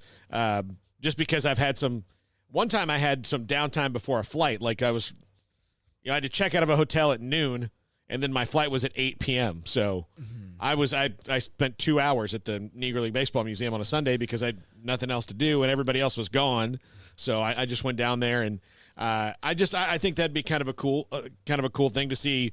You know, if you're going to change your name, you know, take on one of those names. And Cleveland had a Negro League team, so actually they had a couple. So maybe they could pick one of those. But I do like the name. The Cleveland Spiders would be my favorite one because I think you could do a lot of cool things with that. Yeah, Spiders would be a really cool one. And they were the Bears from 1939 to 40. And as far as Cleveland's history with Negro League teams, they were the Cleveland Bears for a couple of years in the NAL that apparently disbanded. That looks like that probably had something to do with World War II. But yeah, Cleveland Spiders would be pretty sick. I would be all for that name. So speaking of names, the NHL announced their newest named team today because they've got a franchise in Seattle that's getting started. Seattle, they obviously suffered through the losses of the Sonics franchise, and that's been a pain in their side for the longest time now. They still have the Mariners and the Seahawks, but they want basketball and they also want hockey, and so they put in their bid. They won an expansion franchise from the NHL, and today, finally, they were able to unveil their name and team colors and everything, and they are going to be the Seattle Kraken, which a Kraken is basically a fictitious sea monster. It's basically a big octopus is what it is. But, the Seattle Kraken, the newest NHL franchise. Yeah, I'm all for it. I like that name. That's a cool name. That's going to be cool merch. Mm-hmm. You know, it's very appropriate. They're right there on the water. You know? I don't know. Listen, I don't know if the giant squid is native to, warm water or cold water, but since it's a fake thing anyway. I read something about that because I guess they put out like a whole pamphlet of some sort, or to kind of explain the team choices and the colors and everything. And there's something to do there about the Seattle Sound, not the soccer team, but the actual Seattle Sound, and how I guess maybe there were like reports of like Kraken or whatever. Like there's something like folklore in the town of Seattle. So I think it might have tied into that. But yeah, they're black, then kind of a light bluish, light green color. I'm not sure what the exact color would be called. And then red for the eye, but the logo is an S, a green S, or light blue S with the red eye, and it's basically like a octopus or a squid's tentacle or Kraken's tentacle. So that's what the logo looks like. But the Seattle Kraken, your new NHL franchise. I like cities that keep their uniform colors pretty similar. Mm-hmm. Like I hate the Steelers, but I do like that the Pirates, Steelers, and Penguins are all black and gold. Mm-hmm. And this kind of track, like the Seahawks and the Sounders and they have a women's soccer team too that's very popular. Right. They're all kind of similar colors. Mm-hmm. Like they're not the same, but they're similar. Yeah. So that you can keep your, Well, they're very Seattle colors, too. Yeah, like exactly. Light blues and kind of greenish colors as well. And, until, a couple of months ago, I thought Seattle was one of the coolest places in the world. But now that's not the best time to visit, that's probably. Not the best time to visit. But this is also what happens when you don't have sports. Yeah. People have to do something with their time. And I don't know who came up with that name originally, but when I saw a lot of the talk about what they're going to name it, that was a name that was mentioned, and I forget what a couple of the others were. But what's also cool is on their logo, their secondary logo, besides the kind of tentacle S, is just an anchor. But if you look at the anchor up close, the middle part of the anchor is actually shaped like the Space Needle. So I thought that was a very nice kind of design choice there. So, yeah, the Seattle Kraken, they'll get underway in the 21-22 season. the NHL's newest expansion franchise. Meanwhile, if you missed Max Olson, one of the things we talked about with him, a report from John Wilner of the San Jose Mercury News. He's one of the better reporters out there on the college football beat. He's pretty dead on. The only time I disagree with this guy is when he was doing his rankings years ago, and he'd put them out on Twitter, and he just hated Baylor. Like, he would not give those Bryles teams a sniff of being a top 10 team. He just, for whatever reason, I don't know if he didn't buy into the gimmick offense or whatever it was, but he just did not like them. But anyways, he did have a pretty good report today. The Pac-12 finalizing plans for a 10-game conference-only football schedule that would begin the weekend of September 19th. They had announced 2 weeks ago that they would play conference-only games in 2020. Now they're putting the final touches on a plan to begin, as I mentioned, September 19th. That would normally have been week 3 had we been going, by the typical schedule that we were supposed to have.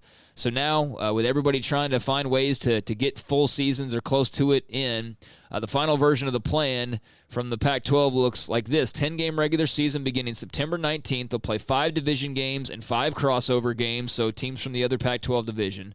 Schedule could drop down to 9 games if Pac-12 presidents prefer a more conservative approach. At least 2 bye weeks built into the schedule to create flexibility to move around games if necessary, which is very smart. And teams will begin preseason camp in mid-August, pending approval from local health officials. The Pac-12 title game at Allegiant Stadium, the new Raiders place in Las Vegas, could be played either December 4th, December 11th or 12th, or December 18th or 19th, so they're leaving some wiggle room there.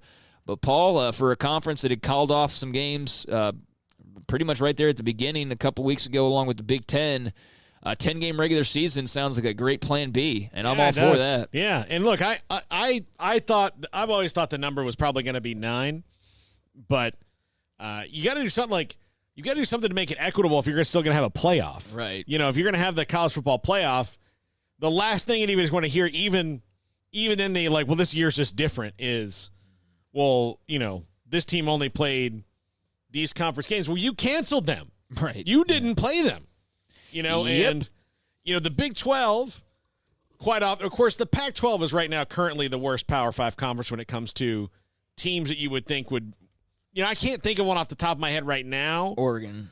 That as far as the contender goes. And I'm not even there on them. That's fine. They lost Justin Herbert. So I'm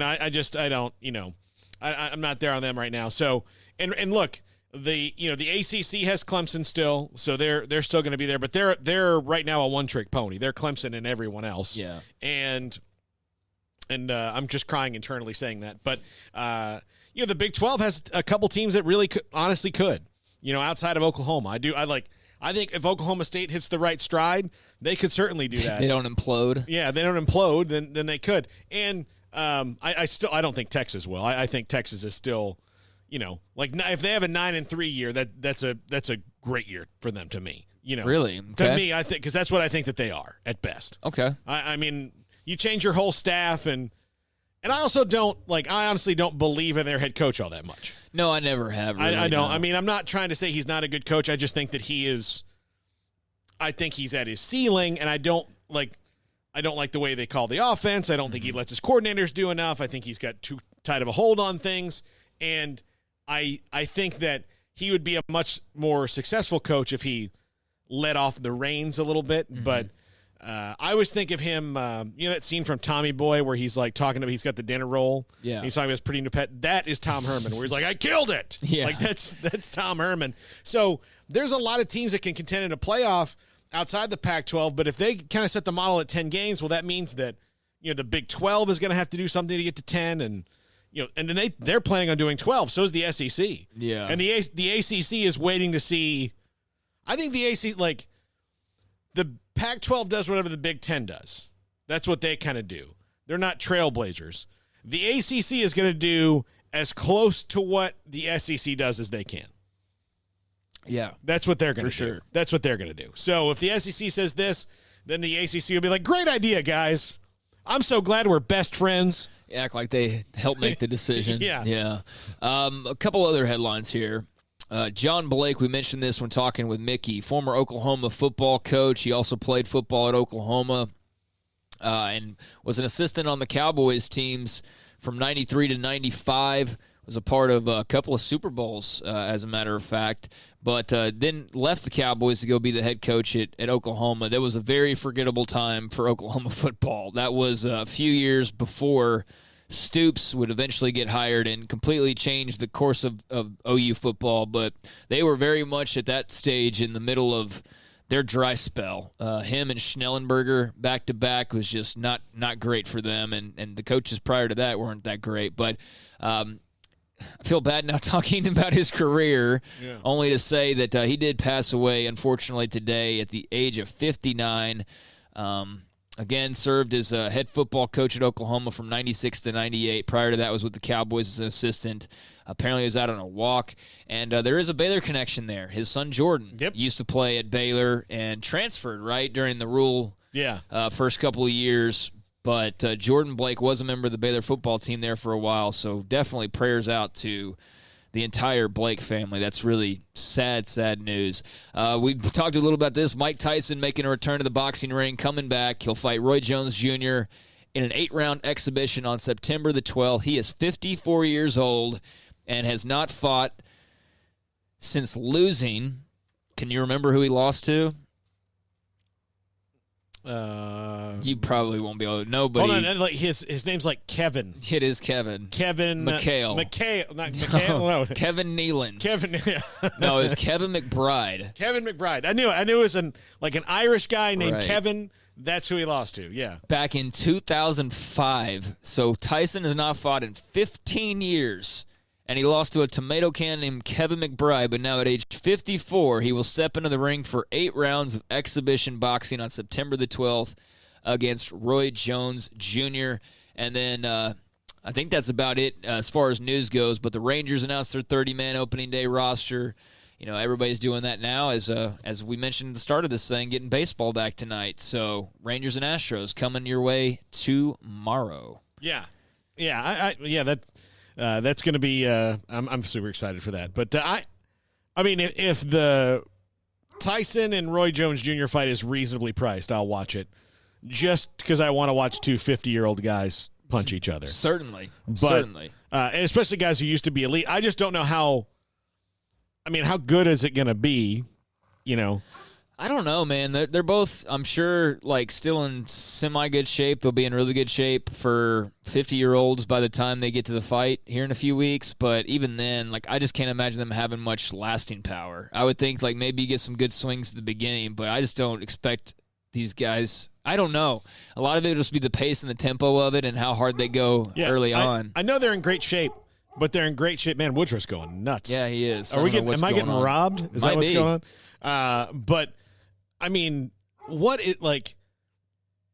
they good for 50 years old? 50 years old? I don't know. That's the appeal of watching is that you don't even know what it's going to look like. It could be a complete disaster or it could be something fantastic. But yeah, that's going to be the pull probably for a lot of people. All right, let's take a break here real quick so I can go see if maybe like we're getting invaded right now. Yeah. Why Woodrow's going Make nuts. sure my car's still outside. Yeah. This is Sikkim 365 Radio. Dr. Kent Petty wants you to be the highest performance man you want to be. Are you sluggish, lack energy? Do you suffer from low sex drive? Petty Clinic Low T offers discounted comprehensive lab work to check on your various levels that can make a difference. It's not only time for you to be the man you want to be with higher energy and stamina and improved sex drive, but also the healthiest and high performance man. Screening for cardiac heart disease risk, EKG, cholesterol panel, blood pressure monitoring, testosterone or growth hormone deficiency, male infertility, hepatitis C, and prostate cancer screening. Petty Clinic Low T offers replacement therapy for testosterone or growth hormones, weight management therapy, and nutritional advice. It's not only time for you to be the man you want to be with higher energy, stamina, and improved sex drive, but the healthiest and highest performance man. PettyClinicLowT.com, PettyClinicLowT.com on Old Hewitt Road, just off Highway 84 in Woodway. PettyClinicLowT.com. At Baylor University, students find their place to shine. They're faithful friends and inspirational leaders. They're championship teammates and independent thinkers. They're on the cutting edge of high tech and in the halls of history. If you want to make the world a brighter place, you can.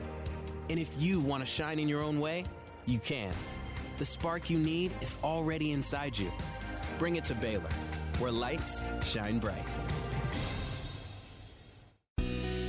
Let Camille Johnson Realtors guide you seamlessly through the process of buying your dream home or selling your current one. Commercial, farm and ranch, or residential, Camille Johnson Realtors can smoothly and successfully lead you through any transaction with a team of 24 experienced agents who are excited about serving you. Camille Johnson Realtors services the entire greater Waco area. If you're in the market to buy or sell, contact Camille Johnson Realtors, 104 Midway Center in Woodway, or find them online at www.camillejohnson.com. Camille Johnson Realtors, elegant, charming, warm. Welcome home. How did Edward Jones become one of the biggest financial service companies in the world? By not acting that way. Financial strategies, one-on-one advice, it's a big difference. And that's why Brad Wilson, your Edward Jones financial advisor, makes sense of investing. Experience the difference for yourself. Brad Wilson, 250 Sharon Drive in Woodway, 254-776-4337. Edward Jones, member SIPC. Riverbend Liquor and Wine has their easy-to-access drive-thru open and convenient and clean in-store location on the corner of Lakeshore Drive and North 19th Street in Waco. Riverbend Liquor has the best and most extensive variety of craft beer selections in Waco and Balcones whiskey, including single malt, hot still, baby blue, French oak, rye, and brimstone. Riverbend Liquor and Wine, family-owned and operated, and a hidden gem in Waco on Lakeshore Drive and 19th Street. And find out more on Facebook and Instagram. At Ideal MRI, we feel blessed to be a part of the Waco community. We're a small family business right here in Central Texas, and our goal is to bring down the cost of healthcare while maintaining high quality. At times like this, the cost of healthcare has never been more important, and unfortunately, significant illnesses and injuries still occur. That's why Ideal MRI is open and here to serve you through the difficult time. We offer premium MRIs just like a hospital with state-of-the-art technology and specialists, but you'll pay less.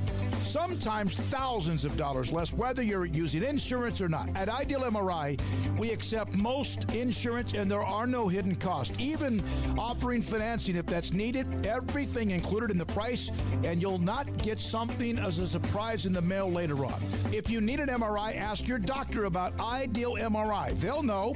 You can schedule an appointment safely from home online in minutes at idealmri.com or give us a call, 833-IDEAL-MRI, idealmri.com.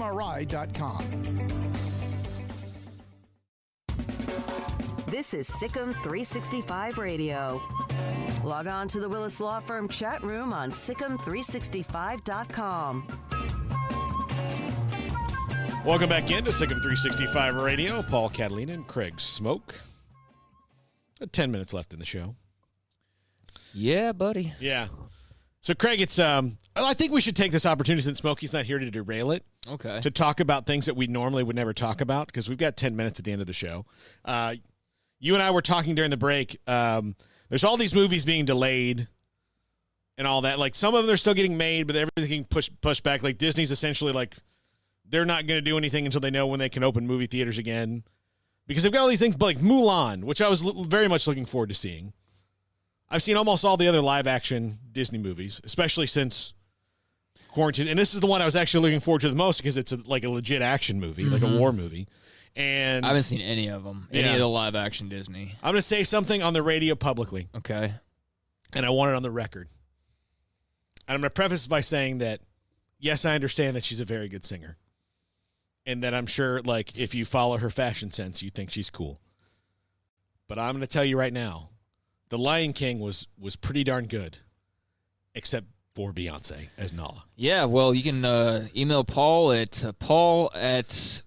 I don't even know your email address. Yeah, it's not the old one that I would have said. Listen, Paul Catalina at iCloud.com. Just go ahead and tell me. But I'm telling you, the Beehive asked you. Just sounded like she was reading the whole time. No, I've heard like little excerpts from it, and she's got a fire song out right now with Megan Thee Stallion, so she's doing okay, and always will. But no, she is not a great actor. She was not a great actor even in like a silly, don't even need to be all that great of an actor, Austin Powers movie. Yeah. So if you're in a goofy movie like that, and goofy in a good way, but even in something where you're being so silly and you're still kind of like, it's not a very good actor, then you're probably not. You're not a great actor, and that's fine. You're a great singer. I'm not trying to knock Beyonce in any other fashion. Let's just stop pretending like everything she does is gonna cure diseases, because it doesn't. So it's fine if she's not good at that. I think she was miscast. That's fair. Personally, you're not. I have heard some and look, criticism. she sings in the movie, and that's fine because she's a good singer. But when it comes to not sounding like she's legitimately concerned for anyone in the movie, it sounds like she's just trying to get to the next line of dialogue. Right. So that to me, that's how it was. I did like Aladdin. That one was really good. My favorite one's The Jungle Book, but that was my favorite one anyway. So. I haven't seen a single one of them. Yeah. The benefit, I would like to say that I've seen all of them because I have nephews, but that would be kind of a lie. Yeah, it would be think so. It would be 50-50. Like, I've seen some of them because we went with them. We took them to see Beauty and the Beast, my mom and I, and that was really cool. But I am concerned that it's going to be, the new stuff that's coming out is stuff that's already been done. Right. And then we're going to go through 7-8 months where we're not going to have any new stuff because they can't start for 7-8 months. Yeah, we haven't had anything new in such a long time. So, I would think it's hopefully at some point studios are getting backlogged and we're just going to have so much stuff coming our way. But no, I do have movies out there that I'm looking forward to that had to halt. Like the new Batman movie is going to be sick and I can't wait. They've started that back up again. Right, but they had to delay it for a while because of quarantine. But yeah, just called The Batman, and Robert Pattinson's going to be Batman, which is going to be really awesome. Cannot wait for that. But no, a lot of TV shows have been postponed, and it's a nerve-wracking time, I would think, for the networks to try and figure out what the rest of their year is going to look like. But yeah, hopefully we just have a backlog of stuff, and we just get tons and tons of movies and shows and things like that here over the next few months. I just reminded myself I need to sign up for Apple TV so I can watch the new Tom Hanks movie. Yeah, I haven't watched that one yet. I'm trying to stagger things. Yeah. To where I don't okay, that's going to be there. I'm very particular about what I watch, and not too much stuff's oh, I got to go watch that. But the Tom Hanks World War II sub movie, I forget the name of it, but that pulled me in the previews, and I'm a big World War II history buff, so you don't get the ocean view all that often. You do sometimes. There's been U-571 and a couple of movies, but this looks pretty unique. So yeah, that's up next for me. U-571 was a good one. I felt bad for John Bon Jovi. He took it pretty early in that movie. Yeah. But of course, then do you really want John Bon Jovi in a full 2.5 hour movie? No, I really don't. I prefer somebody else. But yeah, no, but that was a good one. I enjoyed that one, and I'm sure I'll enjoy this.